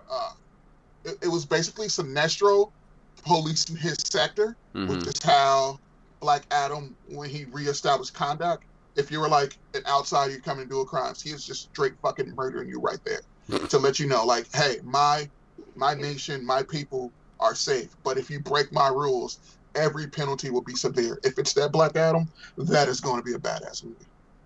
I mean, shit, the way that you just describing it sounds like that's how you're going to be. Yeah. No. That's I'm getting that vibe too. I'm getting a lot of that vibe. So, I mean, man, and like I said, The Rock, I mean, he's definitely a little bit more choosy now on his roles, and I mean, he's just a successful. He's just a successful actor. Like, I mean, he's made that transition. Like, we're not dealing with a fairy. What is it? The Tooth Fairy, or something else. I mean, the dude is. I mean, he makes good action movies. He makes entertaining movies. He's not like an Oscar level type dude, but I mean, he makes entertaining movies, and these are supposed to be entertaining movies. Yeah. So he's gonna give you some kick-ass stuff, and he's gonna have, he'll probably have a one-liner here and there. Like, he's like the Schwarzenegger for like now, like. Yeah. He's an action star. So if it's an action movie, this is what it's going to be. I'm actually also excited for Hawkman and Dr. Fate, in this movie. Like, if it's anything like the concept art, bro, like, man, wow. Yeah, again, I like I said, I think it's really interesting that an early version of the Justice Society is going to be in the film. It's going to be Hawkman, Dr. Fate, Cyclone, and I forgot the fourth member that they said. It's I can't remember. It was in the concept art. Damn. And the only reason why I remember Cyclone because I saw some movie page on Twitter, I think, said that they were looking for an Alexandra ship type for Cyclone, and I was like, why don't you just get Alexandra ship? I don't understand. That reminds me. So I've been listening to just a side story of Fake Doctors, Real Friends, Zach Braff and Donald Faison's podcast about Scrubs. Uh-huh. And they were talking to John C. McGinley, they were talking to Bill Lawrence, and he was like, yeah, when we were, shooting, casting, they were like, for Dr. Cox, we want a John C. McGinley type. And then Donald Faison was like, yeah, I've been in auditions, and it was like, we want a Donald Faison type. And it was like, when they say that, they say, hey, we want an actor similar, but we don't want that exact actor. And it was like, which always confused me. I was like, what the fuck? Yeah, it doesn't make any sense. Saying that, it doesn't make any sense. If you want this type of actor, why don't you just get that actor? Like, is she busy? I don't know what Alexandra. I don't know what that means when it said Alexandra shit type. Like, are you looking for a similar actor as her, or are you looking for somebody that looks like her, or what? That's just a very confusing statement. And if that's the case, why don't you just hire her? Yeah. Like, is she not available? What's going on? So, yeah. So the last movie that we'll talk about is Matt Reeves' The Batman. He did a panel talking to Aisha Tyler. And side note, I heard her pronounce her name Aisha. So now I'm confused on whether or not I've been mispronouncing her name. Is it Aisha or is it Aisha? Because I heard her say what sounded like Aisha, but everybody else says Aisha. Well, people have been saying it in front of her for forever, and she hasn't corrected anybody. Yeah, so I'm going to just say Aisha. I mean, we can go back and look up old clips of Talk Soup and see how she pronounces it. That's true. But he was doing basically an interview with Aisha Tyler, and they were taking like fan questions and just overall talking about the film. And I'm really, before we even get to like the trailer that got revealed, what caught me about Matt Reeves and what he was saying was like some of his inspirations that he took for the film. And the fact that he said Chinatown and Taxi Driver were a couple of inspirations. And the fact that he wants to focus on Batman being a detective. That got me right there. Because we've never had a Batman that was a detective. Outside of Val Kilmer. Okay, but it wasn't full blown. It wasn't full blown detective. Yeah. So for me, I was like, okay, he wants to focus on like a mystery that Batman has to solve, and that's why he has like the Riddler, and apparently it's like murders going on in Gotham that are tied to like the corruption and the GCPD. And so I'm like, yo, this nigga making a fucking Batman movie I've been asking for a while. So just off like the strength of what he was saying was just off that alone was like selling me. And then they unveiled the trailer, and the trailer, mind you, he said that only about 20% of the film is shot. Yeah. And they made the trailer off what they have. And I gotta say, I think it's a damn good looking trailer. And I didn't like nut my pants or nothing like that. Yeah. But it's a damn good looking trailer in my opinion. And this is apparently like year 2 Batman, and the Gotham City show that they're developing is gonna focus on year 1. And you know, just a lot of the stuff that he was saying, he was like the police department doesn't trust him, so they're still, the public doesn't trust him. They're scared of him. They think he's a myth, and we haven't really seen that in the films either. And seeing that, you know, the police department doesn't fully trust him. But it was still cool to see Jim Gordon, you know, pick up a Riddler card and say, what does this mean to you? And he's working with the police to solve a fucking crime. This is Batman animated series. You know what I'm saying? So a lot of the stuff that I saw in the trailer kind of sold me. And I was like, all right, you motherfuckers got me. I'm in. Okay. I'm with it. So I think it's a damn good looking trailer, and I'm interested to see how the film is going to turn out and what direction he's actually going to take the movie. And side note, before you guys get into your thoughts, the fact,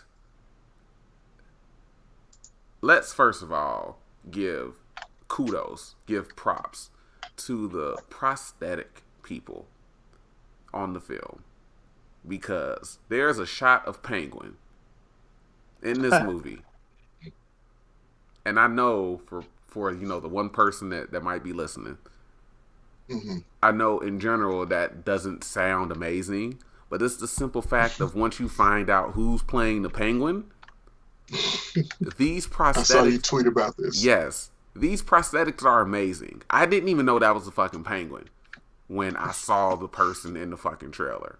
Colin Farrell is playing the fucking Penguin, and that does not look like Colin Farrell at all. No. And I saw somebody mention that, and I was like, wait, excuse me? That was the Penguin? I was like, bruh, you lying. That is not fucking Colin Farrell as the Penguin. And sure enough, because another person said they had to fucking analyze, they had to pause it, and then they had to bring up a picture of Colin Farrell and compare the eyes, and it's him. Yeah. And I was like, bruh, this is the greatest. Yeah. This is a lock for the fucking makeup Oscar. This is easily a lock. Yeah. Like, there's no fucking way that they not winning that shit. I didn't even know. I just thought that was just some random nigga. I didn't know that was a fucking Colin Farrell's Penguin. Because one of the main things I'm not the biggest fan of Colin Farrell. Yeah. But when he was cast as the Penguin, I was like, I don't know. Because I'm thinking that it's going to be Colin Farrell. Yeah, I didn't expect them to put this nigga in fucking prosthetics. And now that I'm seeing this, I'm like, wait, yo. That's really fucking Colin Farrell, dog. This shit is going to be fucking insane. So They did that. yeah, so I They mean, like did I that. said, I think it's a damn good looking trailer. I'm interested to hear what you guys think about it. Well, for a movie that only got like 20% shot, I mean, to come up with a trailer, to come up with some kind of footage, I mean, that's a legit testament, Yeah, like right there. Like that is a legit testament as like what you did film. Like you got good stuff.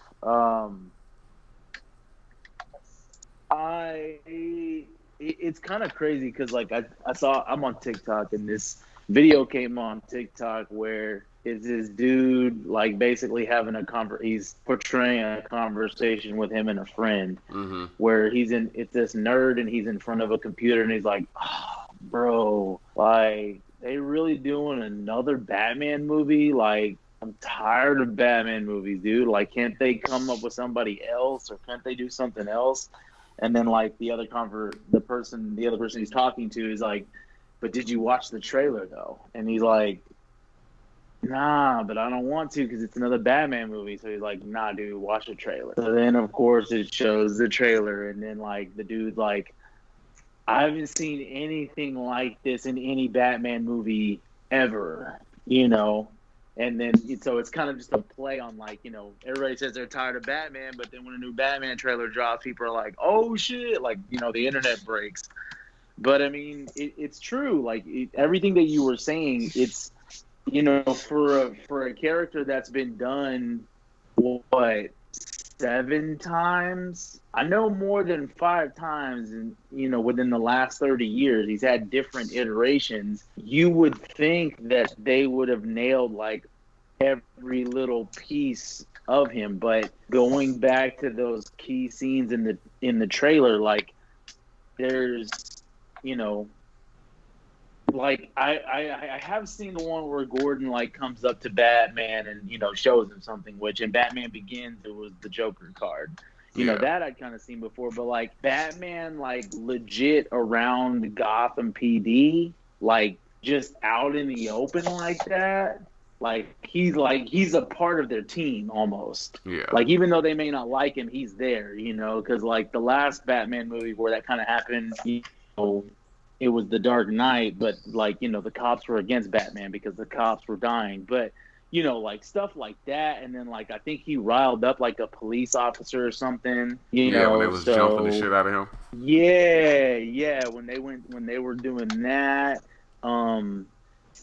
Yeah, that clearly that looks like a setup to me. yes, like that looks great. The Colin Farrell thing. I don't think did we get any like pictures or photos of the Riddler? I don't think so. I think it was just the letters that he was sending Batman. No, I guess the nigga in the smoke and the gas mask is the Riddler. Really? Yeah. Okay. I'm still salty about the Riddler being in this film. Bruce knows, but I have this weird thing where I really, really want to play the Riddler. So I'm kind of salty that the Riddler is in this film. Well, as much as it would delight me to watch you play the Riddler, like I'm happy that the Riddler is the villain, or at least the main villain in this movie, because I think they've pretty much answered our wishes of like, you can easily, and I don't know if you mentioned this just a little bit ago when you were talking about it, but I get this really Seven, vibe from this movie where like this Riddler is not, he is the guy leaving the narcissistic clues, but like, he's gonna have people wondering what the fuck. Like it's not gonna be your 1960s Frank Gorshin Riddler or your 1990s Jim Carrey Riddler. Like this is gonna be something really, really special. Yeah, man, Colin Farrell, that was nuts. Because I know he gained weight. They said he gained weight for the role. He was like putting on some pounds, but even then, like you said, like he looks unrecognizable. Yeah. And then as far as Zoe Kravitz as Catwoman, I kind of dug it. Like I like the ski mask thing, just with the pointy ears. Like it's not necessarily like a mask. Yeah. So I mean, to me, it's new. I guess that's why I like it, is because it's not like, oh, they did their own version, or it's just a domino mask or something. Like, it's a legitimate ski mask with that entire eye area open. Yeah. And you could just see the pointy ears, you know. So it's play on it. So. Yeah. And Matt Reeves also said, well, one, I don't know what people are saying on Twitter, that the motherfucker in the gas mask is the Riddler. I don't know if that's a fact or not. I don't know. Because if this is like a murder mystery, it looked like that dude was the one killing people. And I mean, the Riddler might be, you know, trying to fuck around with them, saying that y'all can't figure this shit out when it's right underneath your noses, because that's some Riddler ass shit. So I don't know if the motherfucker in the gas mask is murdering people, or if that's the Riddler murdering people and then just, you know, sending clues like the fucking Zodiac killer or some shit. I got that too, the Zodiac killer vibe. But Matt Reeves also said that this is like an origin movie of the villains. He said that he wasn't trying to do another origin movie for Batman because we've seen it so many times before. Right. But he did say that this is kind of like an origin movie for the Rogues Gallery, which I think is interesting, because you said what? I said, okay. Yeah. So I think, you know, it's because we never really get that in the other movies. We never really get like origins for any other rogues besides like Two-Face we got in Batman Forever. Or no, Riddler we got for Batman Forever. Two-Face, I guess we kind of... but they're just... We got the process of how... The Two-Face one was like thrown in the beginning. Yeah, that's what I was saying. Like the Two-Face, we got the process of creating Two-Face. We didn't really get like a true origin for him. But the Riddler we did. Well, yeah. Well, and that's like cool. So like something that you were just talking about that kind of reminded me. I think that's what gravitated a lot of people to the Gotham TV show. And I'm not going to compare this movie to the Gotham TV show, but you know, it's two different contexts. But I think that's the thing is, you know, that's what was so cool for me about the Gotham show, is it put origin spotlight on all the villains, you know. But the only thing that's going to make this one better is it's Batman's appearance and his like kind of, you know, I'm dressing up as a bat to kind of put fear. It's them that kind of say like, well, now we're going to up our game. So if, you know, we're going to go from petty criminals to like, we're going to level up. Yeah. You know, so like you're going to have a different kind of, like I said, you're going to have a different kind of Riddler, and like you're probably going to have, you know, your actual crime boss, you know, misogynistic, you know, lewd and crude Penguin, you know, like how he's going to get that name is going to be like interesting, you know, to see. And then, you know, like Catwoman already, just from the small clips, like she's a cat burglar, like she dropped in, she's working on the safe. Yeah. And then she, you know, gets in these little acrobatic fights with Batman. I mean, like, you know, that's straight out of the pages, you know? So it's like, what more are you wanting there? So, I mean, and it's just cool to hear again. The interview I think was just as interesting as the trailer, because, you know, he was saying like Cobblepot hates the name Penguin. He hasn't embraced it yet. Catwoman is Selena. She's not really the Catwoman that we know. Mm-hmm. This isn't the Riddler. This is, you know, his early stages before he really becomes the Riddler. So the way he was describing that as the origins of the Rogues Gallery was interesting to me. Bruce, what do you think?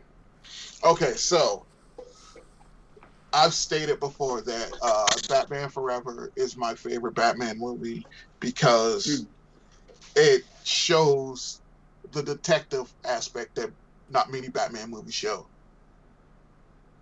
And I think the Riddler is the perfect villain to bring that out, to bring out the detective in Bruce. Mm-hmm. So the fact that they're bringing a Riddler back, and as I'm watching this, I'm like, I was literally watching, I was like, is Bruce going to be a fucking detective? Like, are we getting the quote unquote world's greatest detective? And I was like, the Riddler's there, and he's leaving the clues.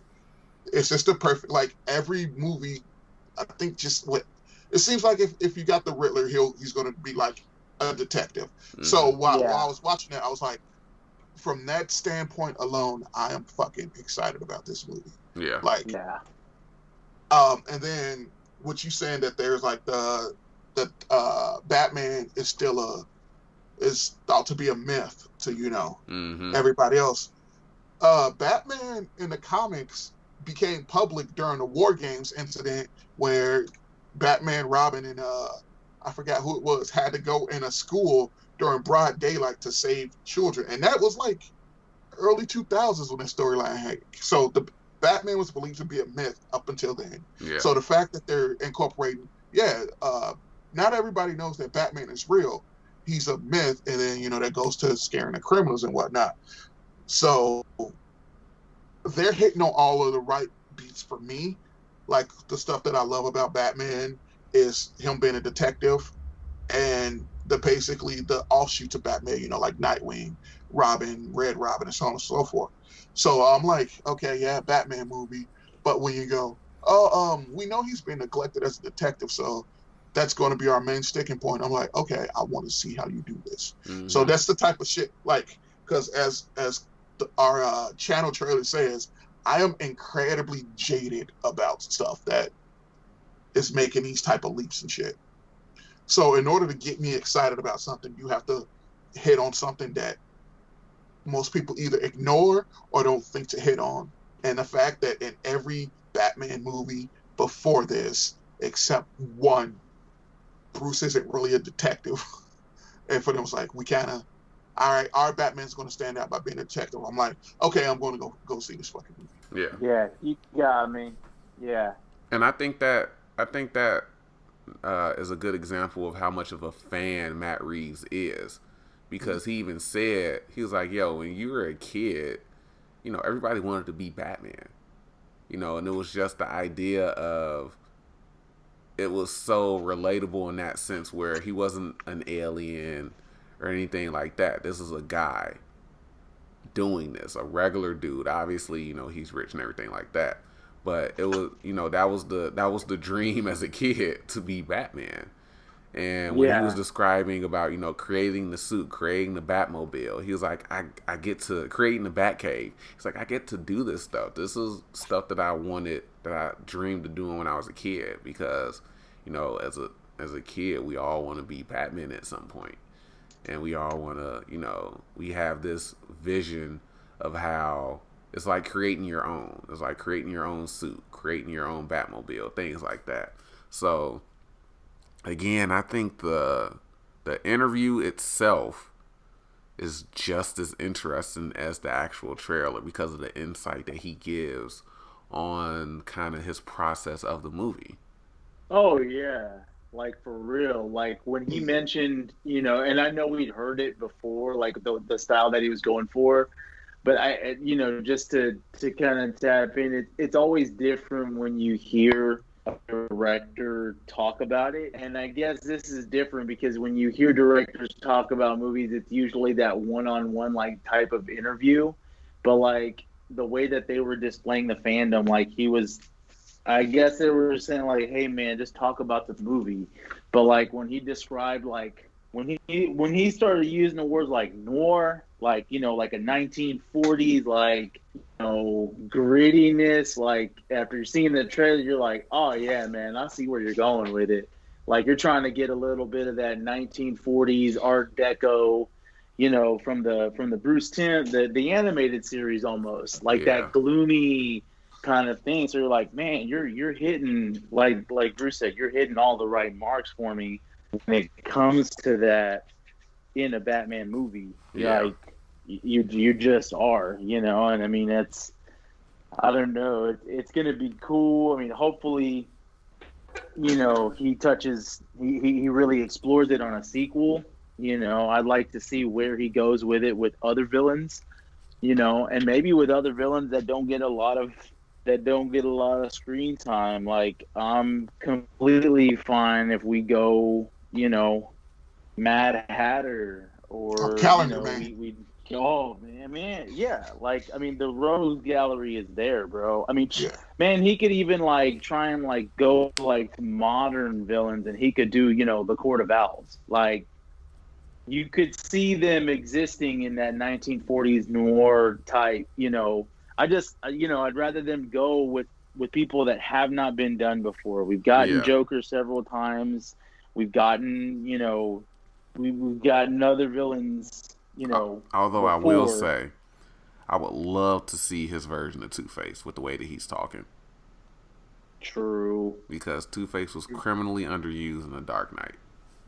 Yeah. Like, I picture his Two-Face as like a 1920s gangster. Yeah. Like, yeah. Yeah, exactly. Yeah. And that would be magnificent. That would be fucking amazing. Yeah. Oh yeah. No, absolutely. Just having that dissociative identity disorder and the actual like big bad horror Two-Face version is like a mobster, a 20s mobster. Yeah. That's how he carries himself. That would be amazing. Yeah. But it was definitely sad. And just to, I mean, I don't know if we're wrapping the Batman segment up, but you brought up the Ben Affleck Batman is the Batman that'll beat you down for jaywalking. I think Robert Pattinson's Batman kind of took that too. Oh yeah, because he was saying that this is year 2 Batman, so he's still he's still making mistakes, he's still learning everything like that, and he's hasn't gotten to that point where he's really get the fuck out of that guy.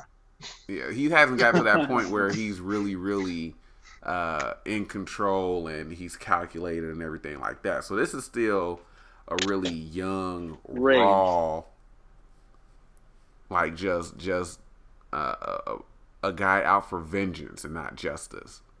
Yeah, and that's he sees it. Go ahead. No, and that's something else that we haven't really honed in on. Like, this is a guy that's been doing this in year 2, still making mistakes. He's learning from them. He's eventually gonna become the Batman that we all know. But right now he's that young. He's still that young, angry motherfucker that's doing this. And it's like, the fact that one dude walked up to him, he beat the shit out of him, and then you got his homeboy crying in the back. Because it's like, damn, that's really going to be me. It's like...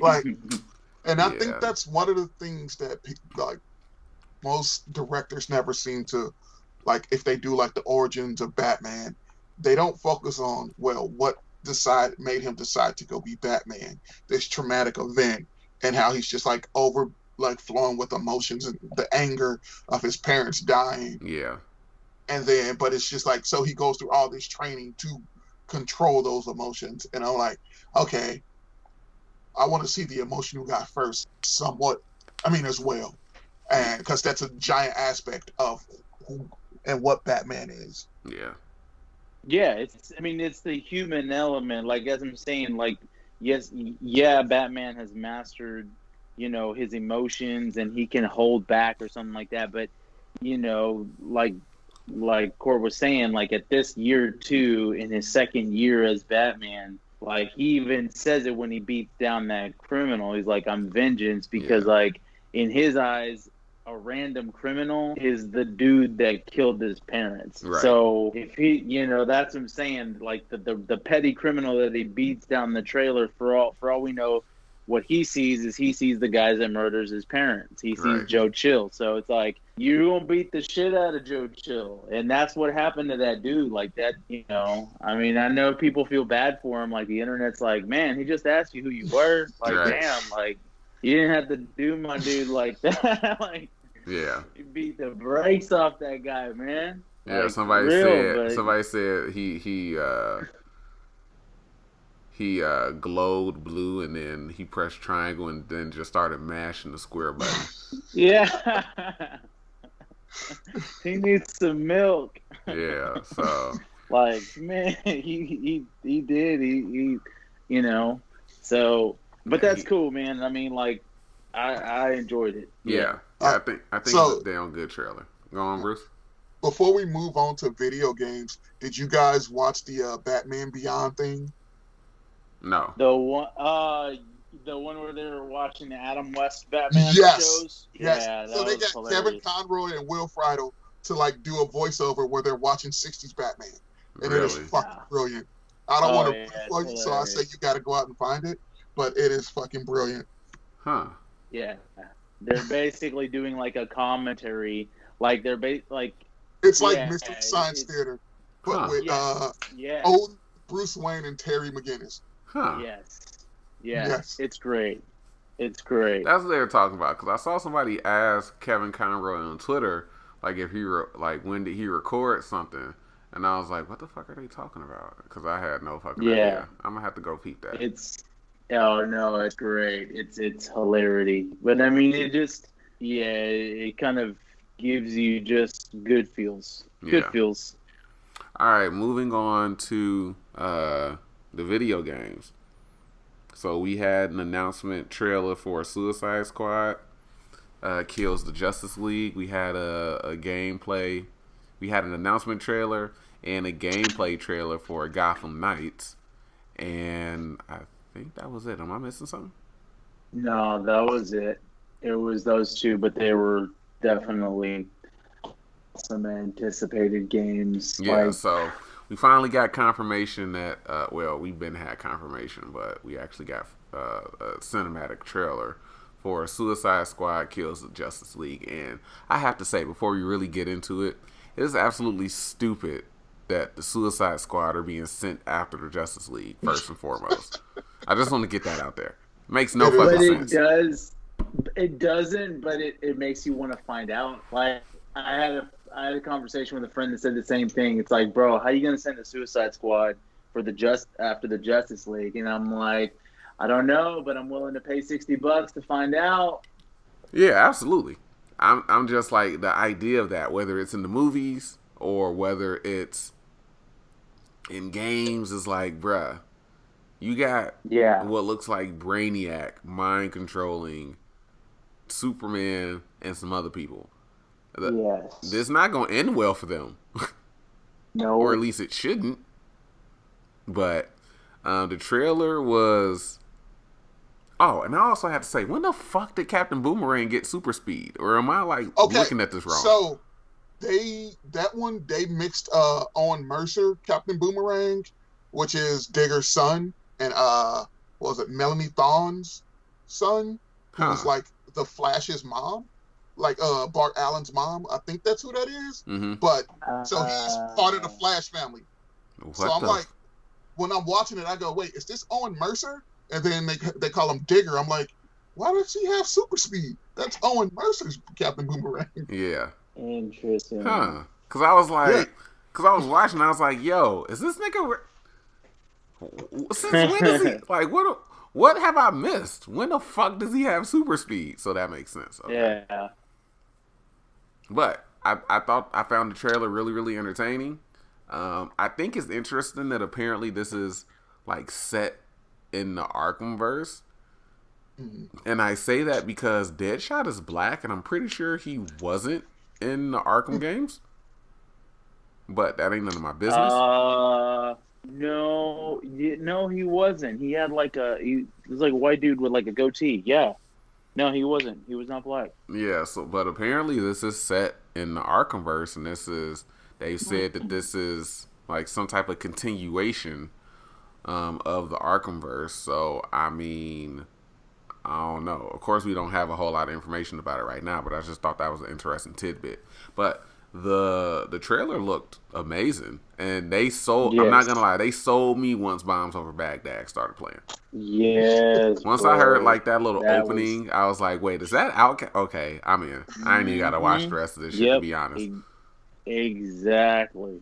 Exactly. I mean, like it's crazy how like nowadays when people do trailers or people make something and they add like, I mean, I don't want to call Bombs Over Baghdad an old song, but I mean, it's older than 10 years. And, you know, when you put that on there, like it just meshes well. Like it's almost like what us did like with the Loonies. Like Yeah, you just took an old beat, you took it, you made that shit new again. Like I wouldn't be surprised if Outkast had like a bump in searches or a bump in someone be like, oh damn, like yeah, because unfortunately you'll probably have a lot of people who saw that trailer and was like, oh, what's that song? It's really nice. right. It's like, damn, yeah. Insert your Matt Damon Saving Private Ryan just aging quickly meme. Yeah, But bro, I found out today that Samoa Joe is voicing King Shark in that game. yeah. Yeah. I saw that yesterday. Bro, I found that out today. I was like, Because when I saw that, okay, I went is that back the and game? I watched it, and I was like, yeah, I guess that kind of does sound like Samoa Joe, but his voice is like That's modulated.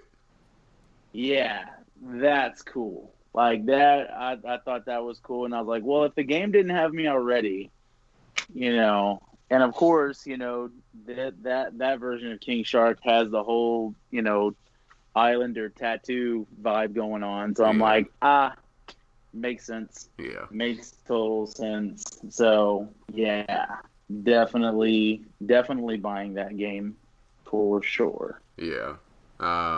But yeah, I thought the trailer looked great. Um, I do like the fact that Harley like attached a grenade or something, some type of explosive, to the alien's head and then exploded it with the bat. I found that really hilarious.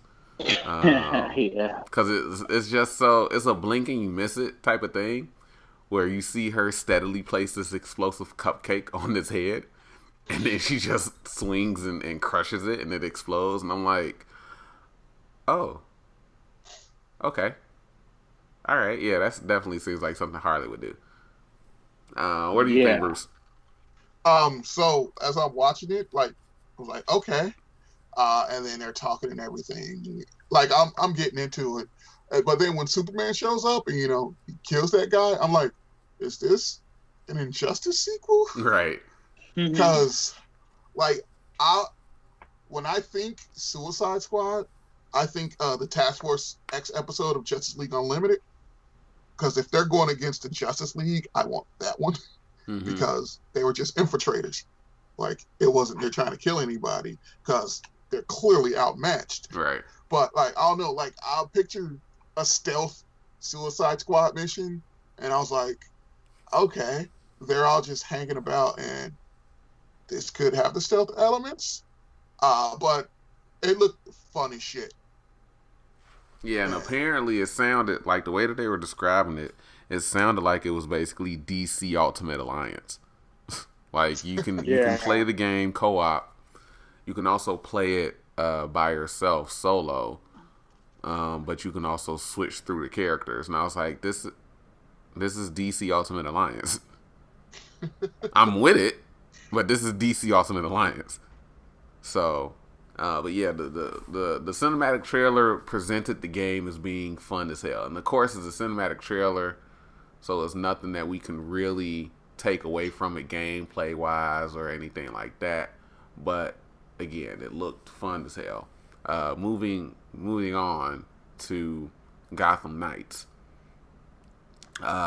This was an interesting trailer because I was a little confused when I was watching it because I heard that one of the games was set in the Arkhamverse. And I thought it was Gotham Knights, but then a lot of shit just wasn't making sense according to, how the Arkhamverse ended.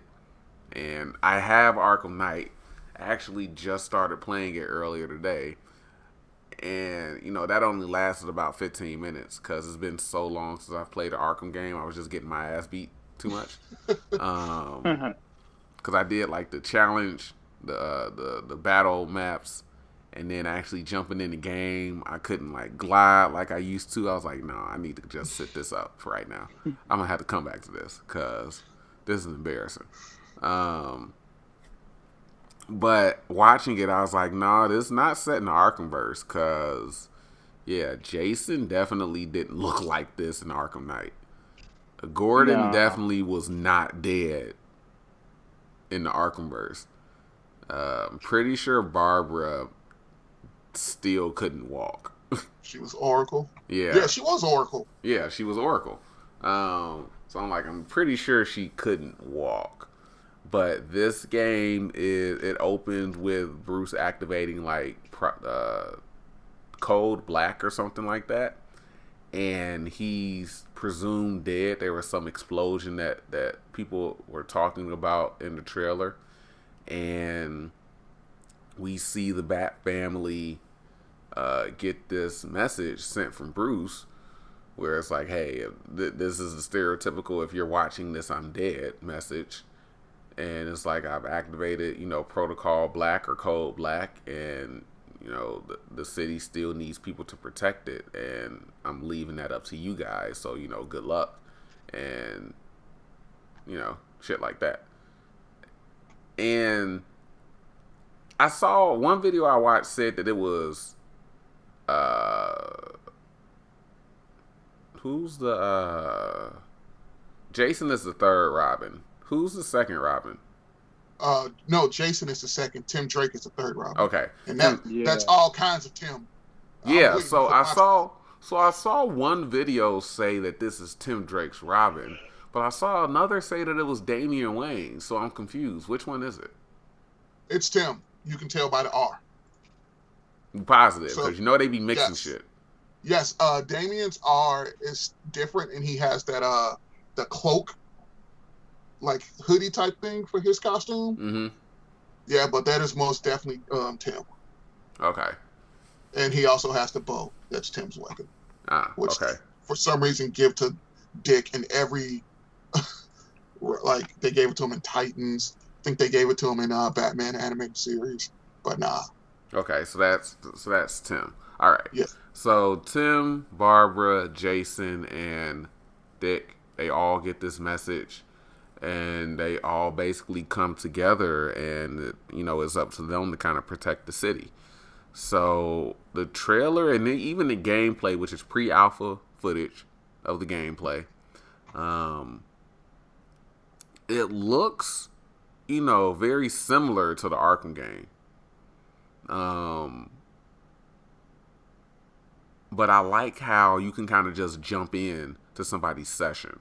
So they were showing gameplay footage as Batgirl, and out in the corner it says Robin has joined.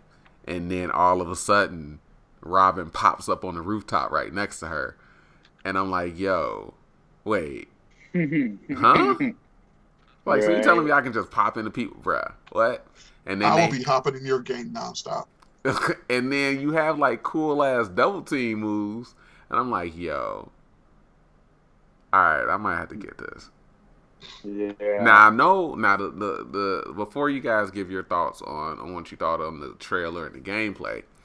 Now one of these games is only coming out on next gen. I can't remember if it's Suicide Squad or if it's Gotham Knights. But I think it's both of them. No, one of them is coming out on PS4 and then next PS5. I'm only saying that because everybody in this group has PlayStation 4s. Yeah. But one of them is coming out on both current and next gen, and one is only coming out on next gen. I think Suicide Squad is only coming out on PS5 and Xbox Series X. Because that's not coming out until like 2022. I think Gotham.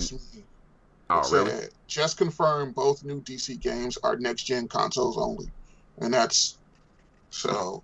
I don't know if that's been changed. Because I was watching videos about it earlier today, and they were saying that that I think Gotham Knight is supposed to be coming out 2021. Okay. But I'll have to look back into it after we're done. But either way, game looks pretty good. What do you guys think? Yeah. Bruce, what you think? I'll let Bruce go first, just because I know he's more amped on talking about it. You know why Gotham Knights is my joint. If you didn't hear how excited I was to talk about Tim Drake. Tim Drake is hands down my favorite. What do I refer to him as? Like disciple of the Bat. So yeah, he's not kidding either. I've literally seen him have an argument. Well, I wouldn't really call it an argument. I call it a debate. But I literally seen him have a debate with somebody over which Robin is the best, and it was fucking hilarious. But to see, I mean, I know they put Tim as like a added character, and what was that? Arkham City. But he had elements of Damian with the cow, and it wasn't Tim. But when I saw that R, I lost my shit. If I get this game, Tim Drake will be my main. Hands down. Of course. But this, like how they mixed the Court of Owls in there as well. Yeah. This, like, because I read, what was it, Death of the Family, when Bruce, quote unquote, dies, and the Battle for the Cowl, which preceded it, were both, like, great written stories, and I like them. And this seems to share some elements of it. So, like, I like the stories, and to be able to kind of play the story, like, it's hitting on every... Like, I would have much preferred Cassandra Cain's Batgirl and have Barbara being Oracle, because I think that would change, like, the fighting style, and as well as, the whole team aspect of it. Because if I could play as Oracle and just tell people what to do, that would be a great game, in my opinion. So yeah, I'm, like, super fucking excited to just run through that entire game as Tim Drake. I'm just be popping in your shit as Jason. Even though it's very clear that he's not using real ammunition, it's some type of stun laser shit. I'm gonna still be popping in your shit, blowing people's shit back. Well, like, I want to do, like, how on the channel I've been doing, like, the playthroughs and shit. I want us to do, like, a combo playthrough of that. And then I already got the perfect... If you're going to be consistently Jason, I got the perfect thumbnail picture for it. Oh, Lord. I can't wait to hear this. Oh, no, I'm gonna just... Oh, no, I was talking about off air. Oh, yeah. Well, what do you think, John? I liked it. I've been ready for a new Batman game for a good minute. So, and what makes this one better to me is the fact that you're not going to be playing as Batman, and you just have options. So, I mean, it's something, again, it's new, it's refreshing. So, I'm honestly going to be playing as Jason, just because I like the fact that nobody ever liked Jason enough until Damian had to off him. Yeah. So, pretty much until Damian. Now everybody's like, oh, man, we love Jason. We love the Red Hood. So, that'll probably be my go-to when it comes to that game. But I don't know. Nightwing drives a hard bargain too. But I mean, the good thing with me is, like, you have the options to do both. So I'm cool with that. So I will definitely be getting that game as well. What fucking picture is this? That's from, like, Teen Titans, I think 45. Good grief.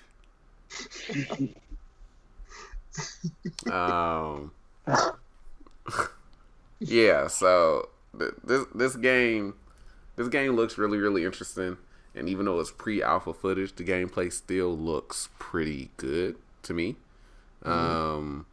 I'm not a big person on like, oh, the frame rate is fucking terrible or textures look off, because I didn't see that in what I was watching. But I don't generally full screen videos on YouTube, so I'll probably miss some stuff, but whatever. Yeah, I think overall the game looks like it's gonna be fun. Has some RPG elements to it. Apparently, you can kind of change the outfits, because at one point, Robin has on like a helmet when earlier we saw him with just the cowl, and even Batgirl has like a faceplate, like a armored helmet versus just a regular cowl. So I think that's pretty cool. If it has that type of customization, I'm definitely with it, because I love customization in these type of action adventure games. Now, if it's like I wonder if they'll do like custom colors. Probably not, because then that's just gonna look weird.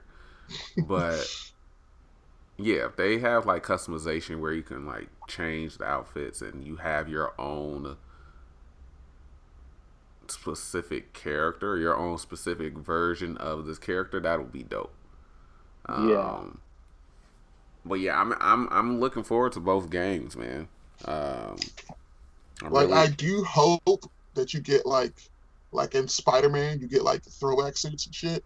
Because if I play as Nightwing, I'm going full on pop collar. Oh, Jesus fucking Christ! Of course, giant fucking collar. Of course. Oh my god. I don't know. I will probably do. Damn, I would probably do.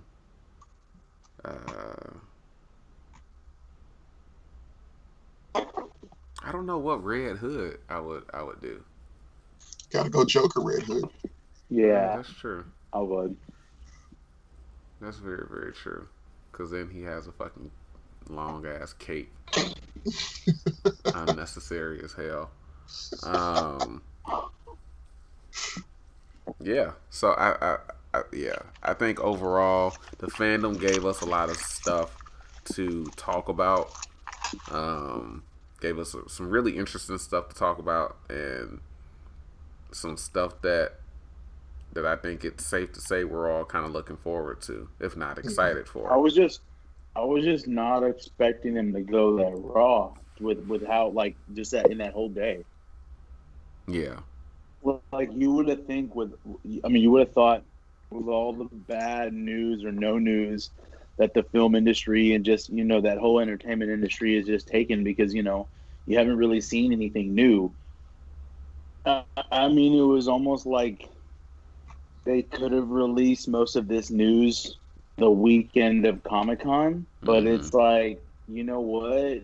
Considering that everybody's doing things digitally, we don't have to go through this middleman. We'll have our own weekend kind of thing. I mean, I thought it was just well put together, especially for a convention, because it was just news after news after news. Like, I mean, literally, I caught it on my phone, but like, I'm literally there just live streaming, and I'm like, damn, they're doing this, damn, they're doing that, like, damn, like, so by Saturday night, you're just like, yo, DC we're back, like that kind of thing. So it was just like, whoa, kind of move. Yeah. Okay, I got a final question that kind of ties into like the beginning and then now the end of the podcast. Okay, real quick. We didn't really talk about it because it doesn't really deserve the effort or the energy. But fuck Wonder Woman 1984. If you think I'm gonna sit my ass down in that theater and watch her web swing across fucking lightning bolts, get the fuck out of here.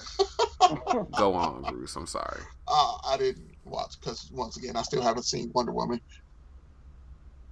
That's fine.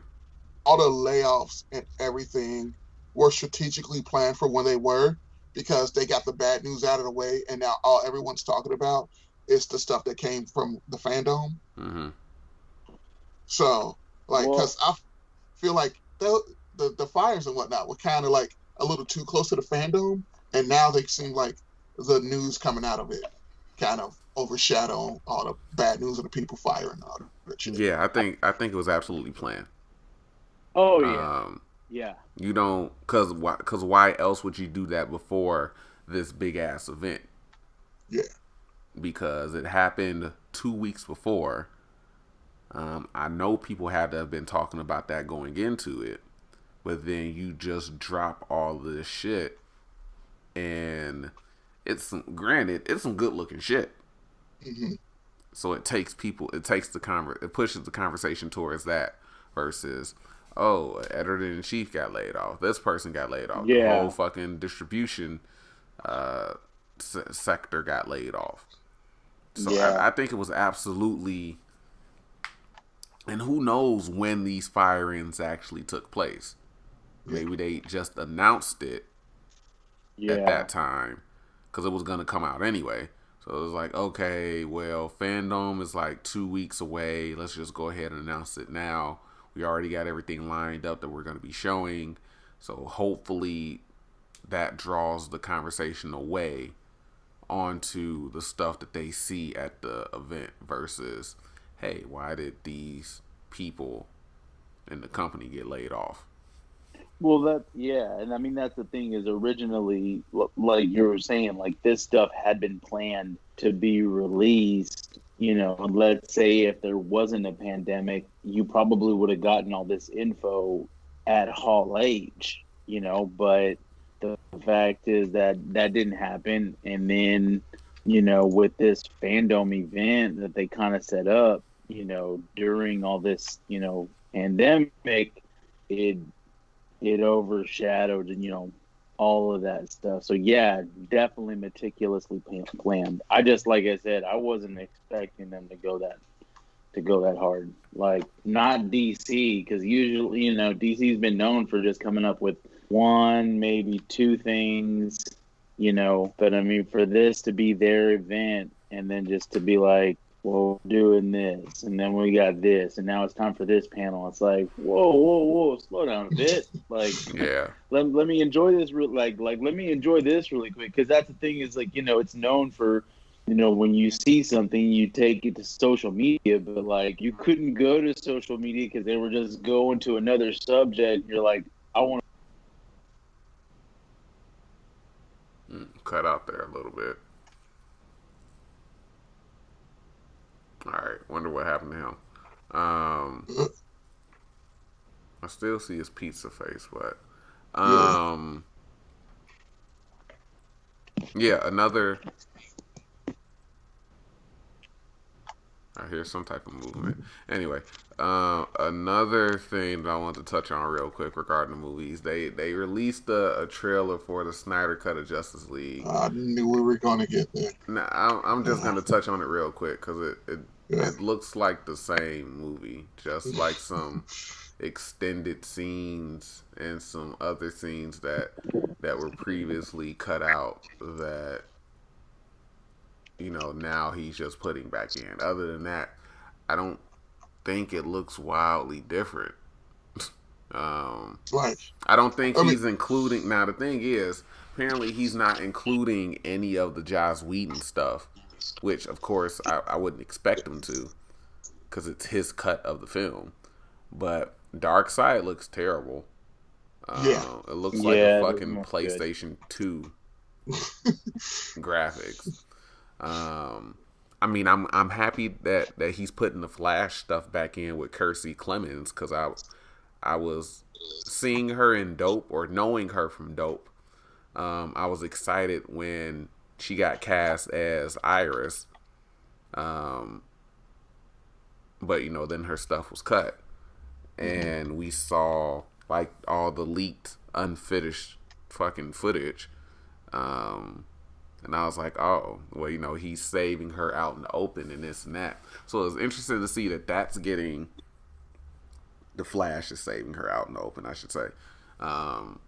It's interesting to see that some of this stuff is getting put back in, but other than that, it doesn't look like it's going to be a super wildly different film. Like, Superman is going to be in a black suit, but like, you ruined you missed that opportunity by not letting him keep the beard and giving him a fucking mullet. Like let him grow his fucking hair long and let him have a fucking beard if you're gonna give him the black suit. True. But yeah, I mean, it's obviously going to be a different film because what Josh shot was completely different from everything that we have been hearing Zach was gonna do with his film. But I don't know. I'm a check it out. It's apparently releasing in 4 parts on HBO's streaming service. So you know that was one of the rumors that it was like a 4-hour movie. Yeah. I just think it's fucking insane that they gave him like 30 mil to fucking finish the movie. That's fucking crazy. Cause that's basically like all effects and having to re-edit and everything like that. Cyborg still looks like shit. Steppenwolf still looks like that fucking one Transformer that was like the toaster that had all the like weird spikes on it. I don't know. I don't know, dog. If this is like a preview of what to expect, if this is like still unfinished, okay, you get a little bit of a pass. But if this is like a preview of mostly finished thing, I don't know, big dog. But yeah, my thing with this, I've seen people talking about this looks like Justice, and I'm like, this is the same guy that did Man of Steel and Dawn of Justice. Like, I sat through a 3-hour prequel or whatever you want to call it, like, to his Justice League, and I was unimpressed. Why? What makes people think 4 hours is going to be better? right. Like, just because he finally gets to finish his vision. His vision was shaping up to be shitty anyway. Why? I don't like. He can prove me wrong, and I'll be like, okay, but I have no want or inclination to watch it. I still haven't seen Whedon's cut, and I like Whedon's work.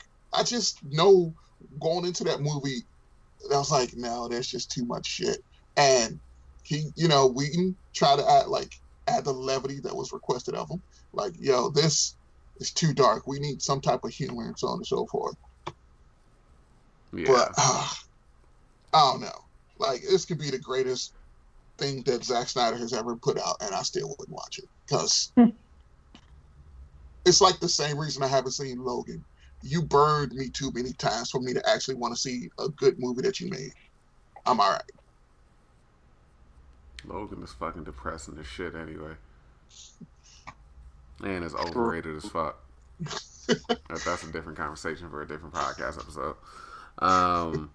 Yeah, I just wanted to touch on those two real quick because they also, we got footage of Wonder Woman. Speaking of characters that look terrible, Cheetah looks fucking terrible. Just wanted to throw that in there as well. Other than that, yeah, that's all I got. You guys got anything else? No. That will be everything for me for the day. Alrighty. Thanks a lot for tuning in, guys. Hope you enjoyed this episode. Check out the other episodes on the channel. Check out the other videos on the channel. I just got a video, super late review up for Zombieland Double Tap. And I'm going to be doing... the plan was to watch it tonight, but honestly, I'm probably going to fucking go to sleep after this. I'm going to be getting getting a super late review up for Romeo Must Die and Queen of the Dam. Being a really big Aaliyah fan, this is the week that she died. So I will be getting those movies up on those reviews up on the channel. Yeah, just check out the other videos and everything like that. Appreciate the listen. What you got to say, Bruce? I still got a video in the work. I'm just trying to get some schedules to line up and then get we're still in the planning stage, so we're just trying to Can't really say what it is yet. Yeah. But I think once it happens, I think it'll be like a really good thing to have for our channel. Yeah. So, but once things, line up, get that filmed and recorded, I'll probably do like a snippet trailer while I'm editing the video just to put out there. Yeah. Yeah. So for John and Bruce, I'm Chuck or Court, whichever one you prefer. I don't really care. That's been another episode of the podcast. We'll hit you guys up. We'll talk to you guys later. Peace out. See you. Yeah.